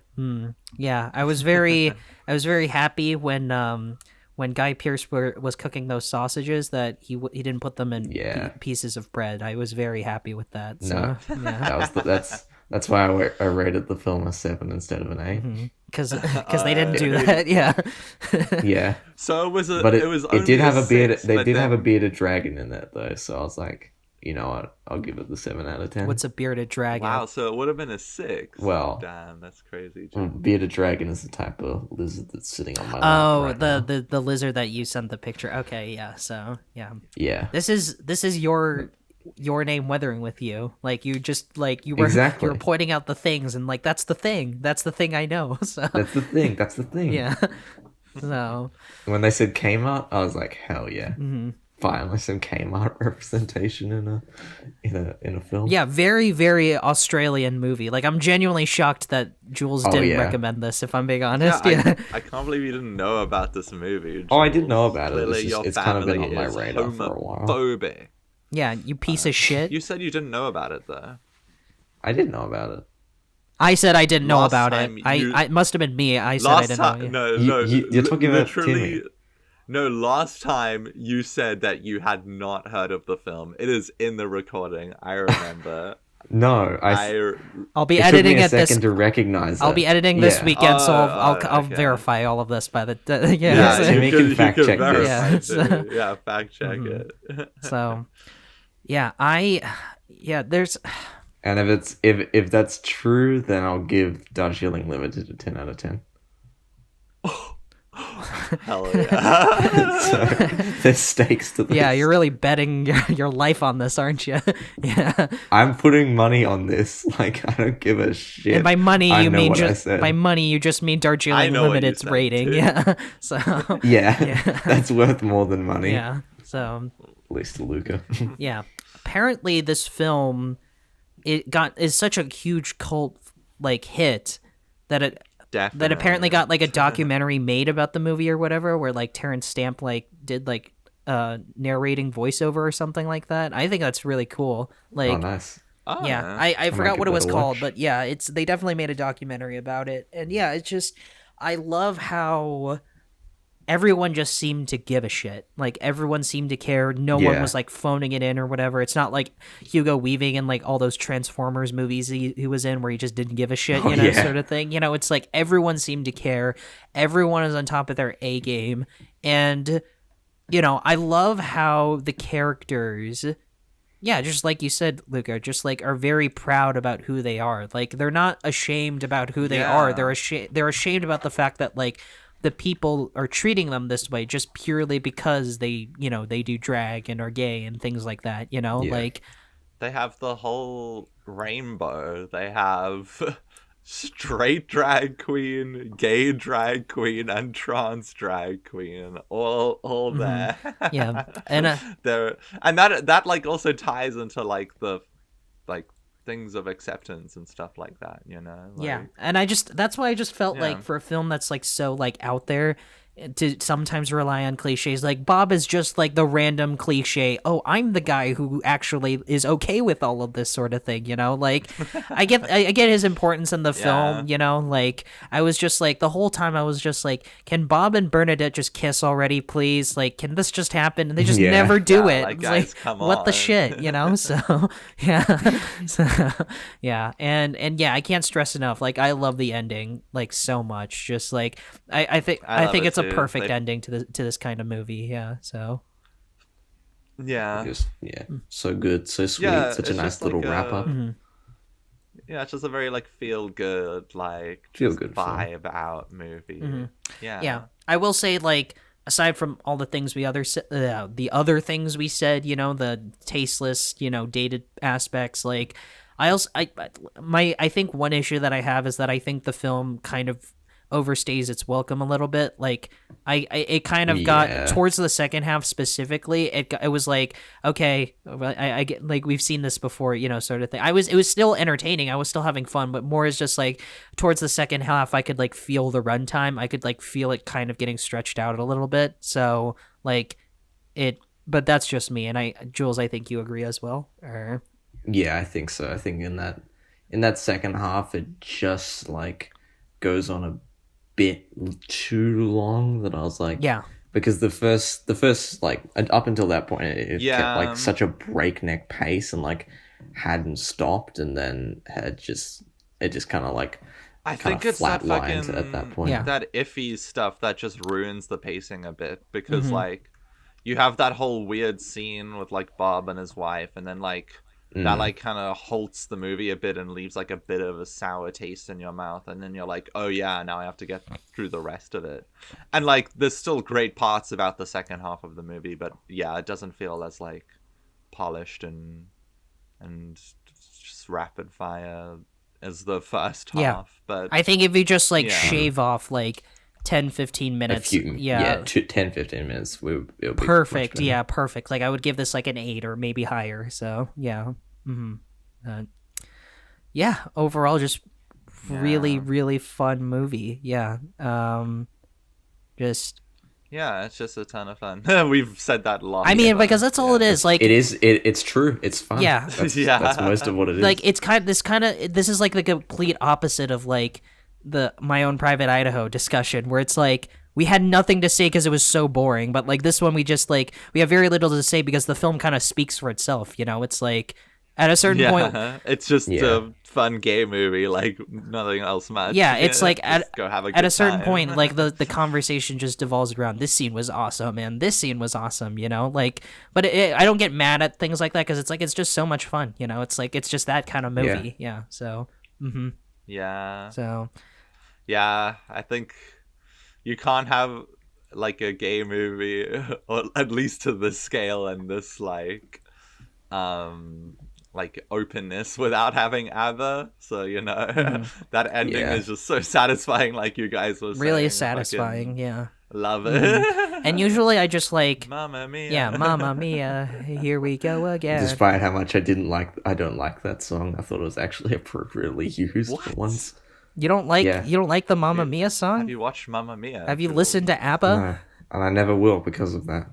Oh, that's why they call it Mamma Mia. I thought that was just a coincidence. No. Literally the whole musical is ABBA songs. Oh, really? I didn't know that. I thought it was a crazy coincidence. No.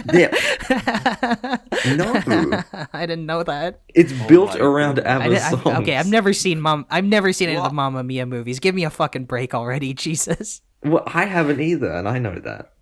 Okay, but again, how was I supposed to know that? I thought that was just a crazy coincidence. That's all. It's like it's insanely Okay, I didn't know- popular. It's like insanely I didn't know they just popular. sing ABBA's songs. If I knew that, I would have known that. I didn't know that's what happened. All I knew was that, oh, it's called Mamma Mia, like the ABBA song. That's a crazy coincidence. That's all. I didn't know they were actually singing ABBA songs. If I knew that, then okay, of course I would have. Like, yeah. No, so. Oh the wow, whole the film movie Barbie. It's only kind of has like the ABBA film songs. Barbie Girl or the song Barbie Girl. What a crazy coincidence. Yeah. So, yeah, you got me there, I guess. No, Mamma Mia rock. Yeah, I like ABBA. Yeah. Mamma Mia rock. And like when the soundtrack was don't just vibe full with of ABBA. ABBA songs, yeah, I was like, oh hell yeah, this is like my fucking jam, like Jesus. So yeah, but yeah, I love that. if you like gay Colin Firth and a single man, wait until you see him in Mamma That's Mia. the thing. It's like our recommendations were very repressed gay movies. Yours is like very openly out there gay movie. So Yeah. yeah, We needed one. We needed one of them. Mm-hmm. I had to come in clutch. Timmy's Yeah, was like well- avant-garde. Mine was just depressing, and yours is just fun. yeah, Yeah. I was just boring. Yeah, so I will say like I think the main two drag queens they did really good at like getting the lingo down, and the performances are great, and like they were able to act very queer even though like they are not queer actors. But I will say some of the drag choreography just felt a bit like meh.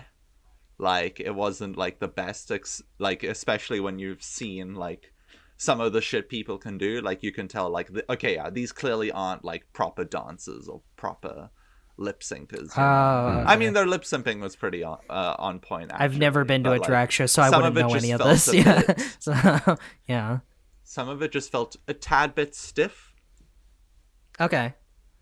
but it's fine. It didn't take. So it Out felt of like the a bit movie too that like polished, if you will,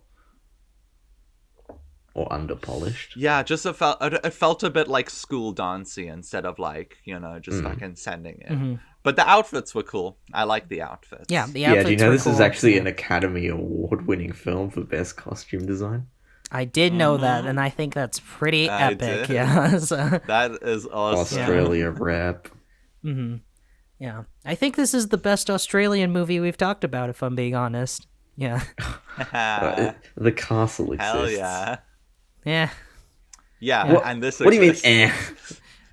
It was good, yeah. So, but this one was like, I really loved this one. I thought this was a lot of fun, you know. And Luka wasn't big on Animal Kingdom. I liked it more than Luka, but still, yeah. you know, yeah. So Animal Kingdom's great. you can only say we need to. You hope you didn't talk to the cops or whatever the shit they said you so many times, you know. So I'm gonna call the cops. Yeah. So. You haven't been talking to the cops, have you, mate? Yeah, I was waiting for you to. I was really waiting for you to say the thing. Yeah, because it was so funny when you said it. Yeah, so yeah, so but well, I mean, I'm ready to give ratings if you guys are done talking about this. Yeah, yeah, I'm sure. down. 7 out of 10. A lot of fun. Really Yep. love it. So yeah. 7 out of 10, honestly closer to an 8 than a 6. I really liked it. Yeah, I think I give it like a 8 or 7. Somewhere there. It's just it's not perfect. But yeah, by it's no means fun. perfect. But Yeah, it's not like a just- perfect It's just- masterpiece. Yeah. It's just a ton of fun. It's just, yeah. It's hard not to enjoy. It's just an despite enjoyable whatever ride, start to rating it finish. is. Yeah. So, well, great. Yeah. Dig. Another Awesome one stuff. bites the Yeah, dust. cool. Yeah. We guess we should move on to questions. Yeah, I guess, right? Yeah. Luka, did you Yeah. remember the questions this time? I did, but there's only one question, Oh. so I decided to make it into two Sure. questions. Go All ahead. right. So the real question is question from Matthias, favorite books about film. Ooh. So I thought we Oh. could answer that and then flip it around and say favorite films based on books. Oh, as well. I thought that's what the question was. Okay, but that also makes sense. Yeah. No, the question is favorite books about film. So, yeah, we can start off with that. I mean, Let me look at my bookshelf currently. I don't read a lot, so unless it's manga, I don't really read a lot. So, Yeah, you beat me to the punch. so I've heard 1001 movies to watch before you die is a pretty good one. Are you talking about The one that has Joker as its cover. Wait, is that the Chris Stuckman book or? I don't fucking know. Wait, hold on. 1001 movies before you. To watch before you die. That's just like a general thing, like 1001 X things to do before you die. Okay, I'm like seeing it, but I don't see pulling out all my Joker. books. So, but I remember like Chris Stuckman wrote a film buff's bucket list of movies you need to see or some shit or whatever. Good God. Let me look up the book. Hold on, you guys can you can talk about something else while I'll show all of mine. So I have a lot here. Probably my absolute favorite one is this is like genuinely my Bible, is this book about really, really detailed book about the making of Lord of the Rings. Okay. It's like, it's pretty much nearly 1,000 pages. It's like super, super detailed. I mean, oh shit. Yeah. Oh wow. Show me the one for The Hobbit. Jesus Christ. This book about Scorsese is really good. It's just called Martin Scorsese: A Journey. It only goes up to Cape Fear though, which is kind of annoying, despite this being like a new edition of the book. Book I own called Blood, Sweat and Chrome, which is a making of Mad Max Fury Road. So that was awesome. And book I got semi-recently, Cinema Speculation by Quentin Tarantino. I've been meaning to get that book. I want to read that. Essays. Yeah, so. I found Chris Stuckman's. Time's kind of fun. Oh yeah, but that's like more of like a narrative fiction book than like a. Well, I guess that's still answering about movies. Yeah, I really want like Mankind, the Charlie Kaufman I novel. got that right here. I haven't read it yet, but I want to read it at some point. So it's quite a dense read. Like, be prepared. Oh, I'm sure it's Charlie Kaufman. I would finish. It's Charlie Kaufman. I wouldn't have it any other way. So yeah. I found Chris Stuckman's Film Buff's bucket list 50 movies of the 2000s. Oh, God. I can just say all the movies he has. Like Signs. No, it's Star Wars Episode 7: The Force Awakens. So are you fucking kidding me? Well, I mean, this is just based on the list I saw on IMDb. Wait, okay, here's the actual 1 through 50. Okay, so this is like wait, no, I don't know if it is. I'm just gonna say all the ones. I don't know if this is in order or not, but these are all the movies on his bucket list to see of the 2000s, which are Star Wars Episode 7. Don't go through all of them. Just give us the highlights, the funniest ones. Yeah. Maybe. Okay, Yeah, Star Wars, Creed, Mad Max, Creed, Jesus, Edge of Tomorrow, Mission Impossible, Ghost Protocol, Captain America: The Winter Soldier, The Avengers, 500 Days of Summer. Fuck off. Inception. I mean, there are like actual good ones. I'm just naming all the funny ones. Trick or Treat, the horror movie. I don't know. Casino Royale. Oh, I've been meaning to see that. Bourne Ultimatum. Yeah.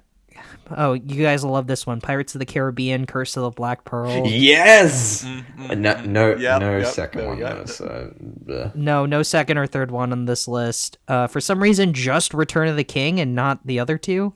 Yeah, what the fuck? I don't know. The Last Samurai. Maybe he was just trying to like keep it to one movie per franchise, just so like he can put more movies or something. I guess so. X2, X-Men United. This is just rereading out like the IMDb top 250. Yeah, like... Minority Report. Signs is on here for some reason. I don't like that movie. Our favorite director, Richard Kelly's Donnie Darko. No, that's a Spirited Away. I don't. I think I've seen it Spirited before. Away. Yeah, Spirited Away, the most slay epic movie ever. So, I mean, those are like the funny ones. There are actual good ones. Like I saw Birdman and Enemy and Prisoners and all this other shit. So like Have you ever So wait, what is it of? Just the film, 2010? the film buffs bucket list, top 50 movies of the 2000s or something like that. 2000s. Yeah. So Okay. yeah, that's why like Birdman and then like Unbreakable were on this list. Like basically He just put like signs in there? Like he Yeah, he couldn't think basically of put- any other like of the 49 other movies, and he was like, I can't mean- think of this 50th one. He also really, really loves M. Night Shyamalan, so also keep that in mind, because he made that, like, video where it's like, Signs is, like, secretly brilliant, and I'm just like... Doesn't Chris Stuckman have a movie coming out? He does. Yeah. Apparently I might see it. I might see it as well. It's got Keith David, apparently, in the film, so... I'll probably watch it yeah. out of curiosity. Apparently But, his like- short films are not too bad. I haven't seen it. Well, apparently Notes from Melanie, I think that was called, that was just, like, really bad or something, apparently, so... Oh, did he make that? Yeah, he made that. Yeah, I haven't seen any of these. I just know he made them because he made videos about them. So yeah, like because that's the thing about Chris Stuckman that I just don't like these days, where it's like his reviews just come off really inauthentic because now he's like pursuing filmmaking.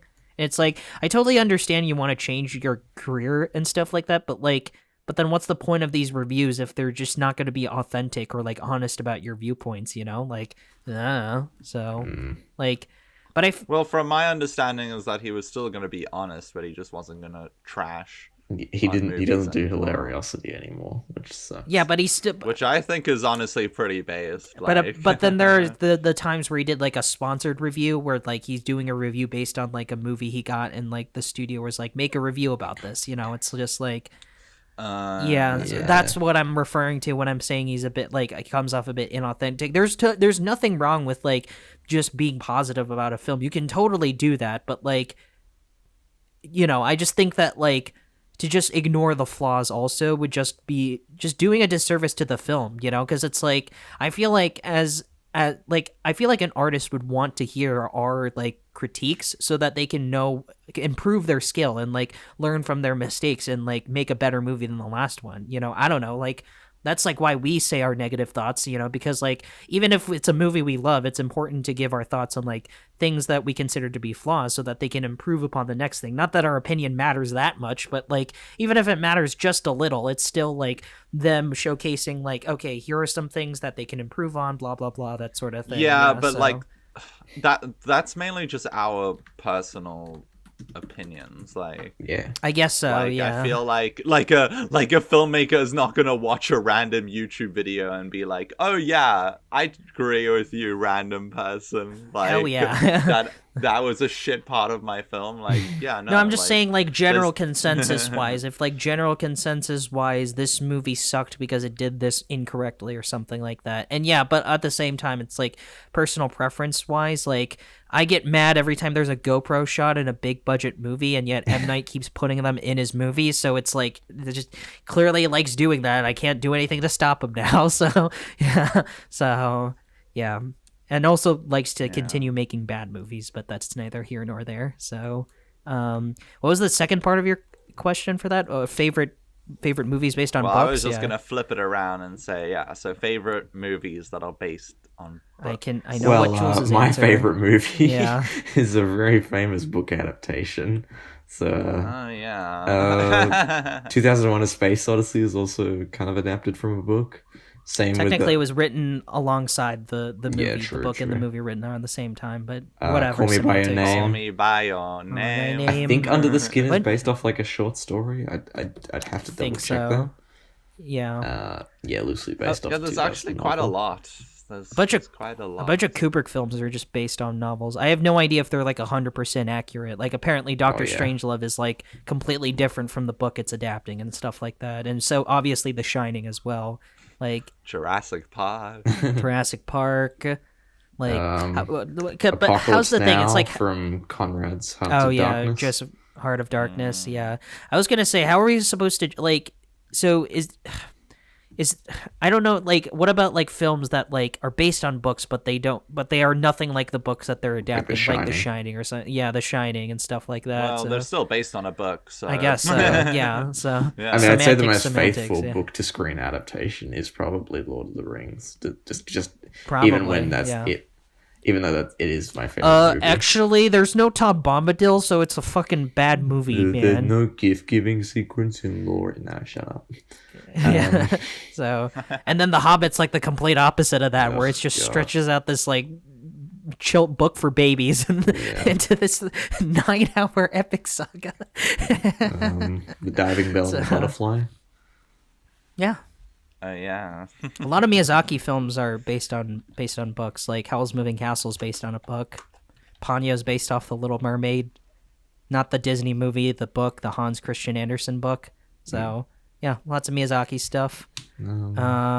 Fantastic Mr. Fox. That's also a good, movie adaptation. So Oh, yeah, that's and Willy true, Wonka and that's the true. Chocolate Factory. yeah, Same Coraline. I author. think that's also based off of a book. I think. Yeah. So. There will be blood. There Will Be Blood. Yeah, that's another good one. No Country for Old Men. Yeah. On the topic of Coens. Yeah. So. Schindler's List. Schindler's List. Yeah. Is that a book? Yeah, it's adapted from the Okay, book Schindler's yeah. Ark. Oh, I thought you were gonna say it's adapted from the list. Oscar Schindler. I mean, technically, yes. Yeah, that too. Best adapted screenplay. Oh my From god, the that would be list. so funny. Yeah. So. Based on notes made by Oscar Schindler. Yeah. I guess if we're counting, do comic book movies count? Because their comic books are books No. technically. No. Okay. Yeah. No, in my personal opinion, no. Okay, because I was gonna say shit like Spider-Man 2 or like Into the Sure. Spider-Verse or something like that. Yeah. I mean, maybe I'll make special cases for those. Yeah. So. Those feel like, yeah, I guess they're based off like comic books. Yeah. They're also based on like a IP, like a character. Though, Yeah, but like and, because that's the thing. Like comic book movies are kind of hard to define that way. It's like they're ripping straight from like famous iconography from the comics, but they're not 100% adapting the storyline that iconography is based off. So it's like, I don't know. Is it a adaptation? Fucking who knows?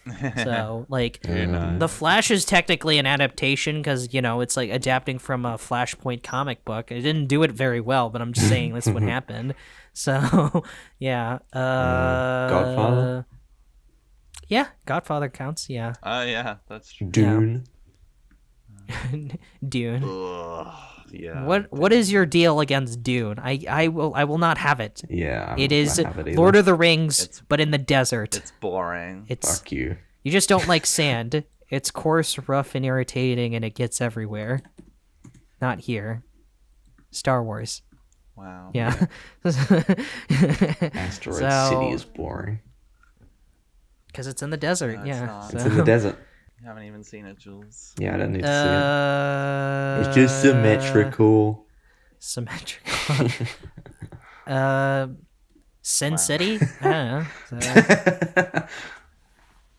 So, yeah, plenty of great, Yeah, lots of great book movies based adaptations out there. book adaptations. What's I the- guess does Shawshank Redemption count? That's because that's part Yeah. of like a short story in like a longer series of books in Stephen King's thing. Yeah. So, and I haven't seen Green Mile, but apparently Green Mile is like a really great adaptation of the book or something. So, What about worst adaptations of books? worst adaptation in terms of what? Because like the Shining is technically a Well, no, bad like, just the adaptation of the book movies because are it's like shitty. just the No, movie and sucks. bad Okay, movie. yeah. Like so. The Great Gatsby. Like that's a shitty adaptation of a Yeah, I book. hate The Great Gatsby. Yeah. Baz Luhrmann can suck my dick. Yeah. So. Percy Jackson and the Lightning Thief. That's a terrible adaptation. Percy Jackson Oh, and yeah, the the Sea of Percy Monsters. Jackson. Yeah. Oh, yeah, Oh, that's the true. Aragon movie. Aragon. The Aragon movie. Yeah. The Lovely Mentioned Bones. before. Lovely Bone. Harry Potter. Yep. Yeah, Harry Potter. No, those Fantastic those weren't good Beasts. to begin Oh with. yeah, the Lovely Bones. The Hobbit. Oh my god. I liked the Twilight. first Hobbit movie a lot. Yeah. Dune. Twilight. Oh my Oh, god. Mortal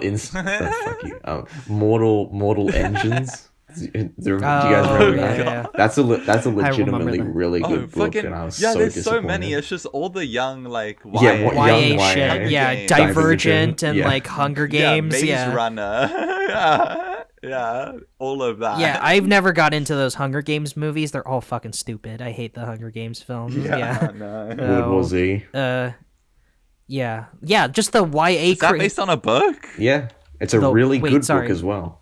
It's completely Wait, which different from the movie? film. Sorry. World War Wait, Z. what are you talking? World War Z. Oh yeah. I've read the World War Z book. It's actually really It's really so good. awesome. And then Made the by- movie's just Written by just. Mel Brooks' son. Oh really? I did not know that. Wait, Yeah. you're talking about the movie or the book? The book. The Fault in Okay, Our the book, yeah. Stars. The Fault in Our Stars. The stars.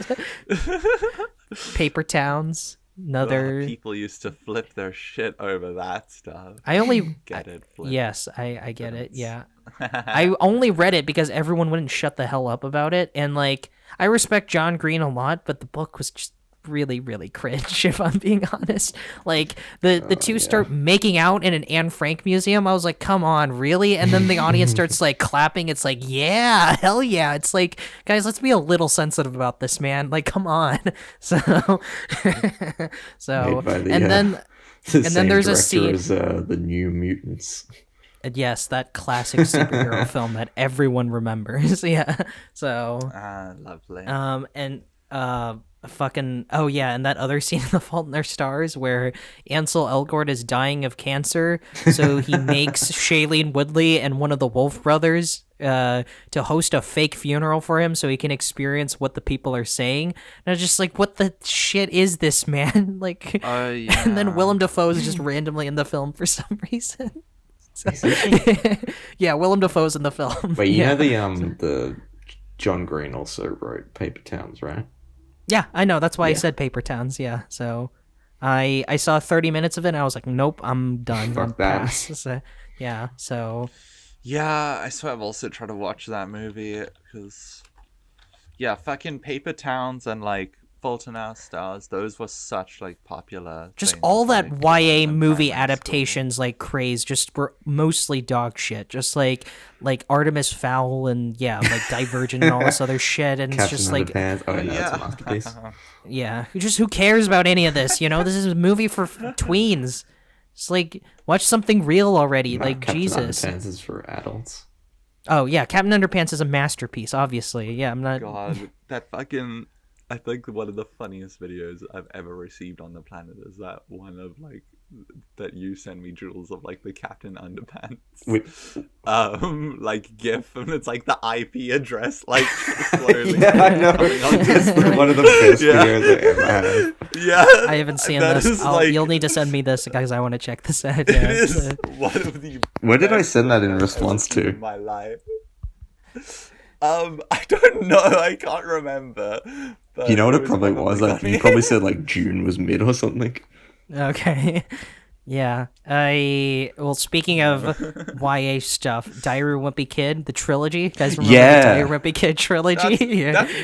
Those aren't that bad though. I wouldn't Those say are those good. are the worst. I don't remember. Well, in my mind, because of nostalgia, I saw them when I was a mega fan of those books. I was like, hell yeah, these are amazing. But I haven't seen them since. We can say the new movies are one of the The worst Long Haul that have- sucks. Oh yeah, they There's a made new a fourth animated one. Yeah, one. that sucked. Yeah, because I saw like There's bits a- of Or it. like Yeah. even just those new animated ones as well. Oh yeah, they Ugh, have a yeah, show those are on like awful. Disney Plus or whatever. Yeah, is it really that bad? I thought it was okay. Yeah.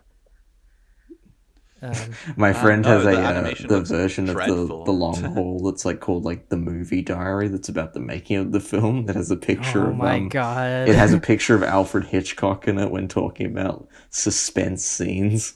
Oh my Christ. Oh, my. Obviously, Alfred Hitchcock was not as talented as the people who made Diary of a Wimpy Yeah, Kid: The he- Long Haul. Yeah, he wishes he made a movie as amazing as Time with a Kid the Long Haul.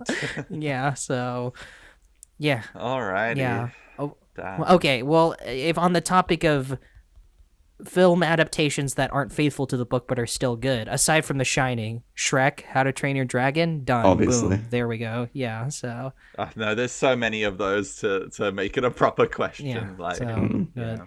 Yeah. Well, another But another day, another dollar. So, yeah, another day, another far off. another whatever your currency is, and in both of your countries. Have a look at that to me. Okay. dollars in Australia. Is it pounds? No, that's Britain. No. What do you we guys just have use? dollars. Oh, We call them. Australia has dollars. We call them bucks here. so do we. Oh, is that not? I thought only Australians. What's your said point? Yeah. Yeah. So yeah. Well, normally it would be my turn now, but Jules and I were talking, and we decided to switch places because There's a Jules's certain recommendation movie. is very Very let's call topical. it specific. Yeah, very topical for a new release. Yeah. So yeah, you can take it away, Jules. We're doing Yeah, freebies so for the next freebies. couple. And So then we'll yeah. do our actor theme. Yeah, we could finally do the thing that we said we'd do in the Alice episode. Like That was 2 a while episodes ago. Yeah, It's gonna be like 3 months before that theme is over. yeah. So, yeah, Anyway. take it away, Jules. Okay, what are we so- watching? Yeah. In celebration of the new Indiana Jones film coming out, Indiana Jones and the Dial of Destiny, which I'm seeing tomorrow. Is it really a celebration of the film? Isn't cel- even yeah, it doesn't even look that if good. it's Yeah. not good, then we can watch some good Indiana Jones then. So I'm recommending all of the Indiana Jones films. So the next Hell yeah. episode is gonna be just fully Indiana Jones themed. So the Raiders of the Lost Ark, Temple of Doom, The Last Crusade, and Kingdom of the Crystal Skull. And and Dial this- of and Destiny, this because new we're all one. seeing that. Yeah, and the new one, because we're all seeing that Yeah, as well. So We're all saying yeah. that. I'm excited. Okay, so who's paying for me to see it? Nose goes. Yourself. No, I'm watching a cam then. I'm not Sure. fucking. No. You're watching the betting cut. Just say that you're watching the betting cut. Yeah. Yeah, so alright. I'm excited. I haven't seen any of these movies in so long. I recently rewatched Temple of Doom, and it's so much fun. I think that might be my favorite, but we'll have that conversation when we Yeah, get there. we'll get So, there. We'll get there yeah. soon. Luka, you haven't seen any of these movies, right? Or I've seen the first one. okay, Okay, but a 5 out of 10. boo. No, I didn't. You gave it a? Did you give it a Fucking 5 on or a about? 6? I don't know. I've,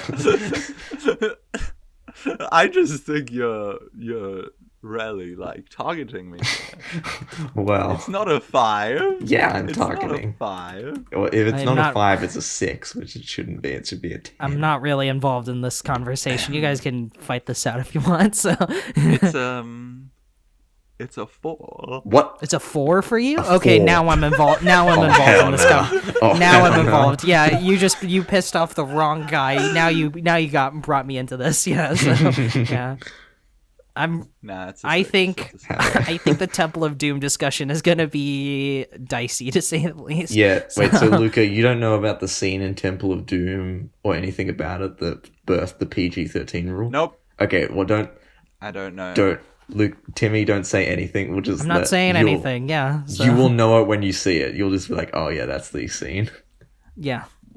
Yeah, you told me already. Yeah. You told me last episode. And Who, me or Jules? Jules. Okay, Jules. yeah. and Kingdom of the Crystal Skull is gonna suck. Maybe. Yeah, I don't know. that's It's been a long not gonna time be since I fun. watched it. It's okay. What if I like it? If I you wouldn't do, be surprised. Then I'm Actually, I'm no. with- Actually, Wow. not really. You'll hate it too. Yeah. So Yeah, I don't see how I'm- anyone could like that. I'm curious. So the last time we did this, it was for Evil Dead. Is your feelings about Kingdom of the Crystal Skull similar to how I felt about Evil Dead remake, or Yes, I hate really? Kingdom of the Crystal Okay. Skull. Okay, so this is gonna be fun. This is gonna be your Evil Dead, both in the best and the worst way possible. So, Yes. yeah. So cool. Yeah. Well, if you don't want to be spoiled for The all Indiana the Jones all the Indian Jones movies, yeah. franchise. The Indiana Jones. Watch them because we're gonna spoil them. They're all made by some loser, some indie director I've never heard of. I think his name Like is Steven Steven Spielberg. I think that's you see, and it's Spielbergo, and they're produced and story by credits for some other loser I've never heard of, named George Lucas. I think that's how you pronounce his name. Yeah, George Mucus. George Mucus, that's his name. Yeah, watch him because we're gonna spoil them. So, yeah. No, Yeah, that's it. I said all my cliches. What's the third one I normally say? Okay, yeah, bye. Okay, bye. Yeah, bye. Bye, everyone. Happy Goodbye. Happy Bye. Flash. Bye. Gotta go fast. Bye. Yeah, done.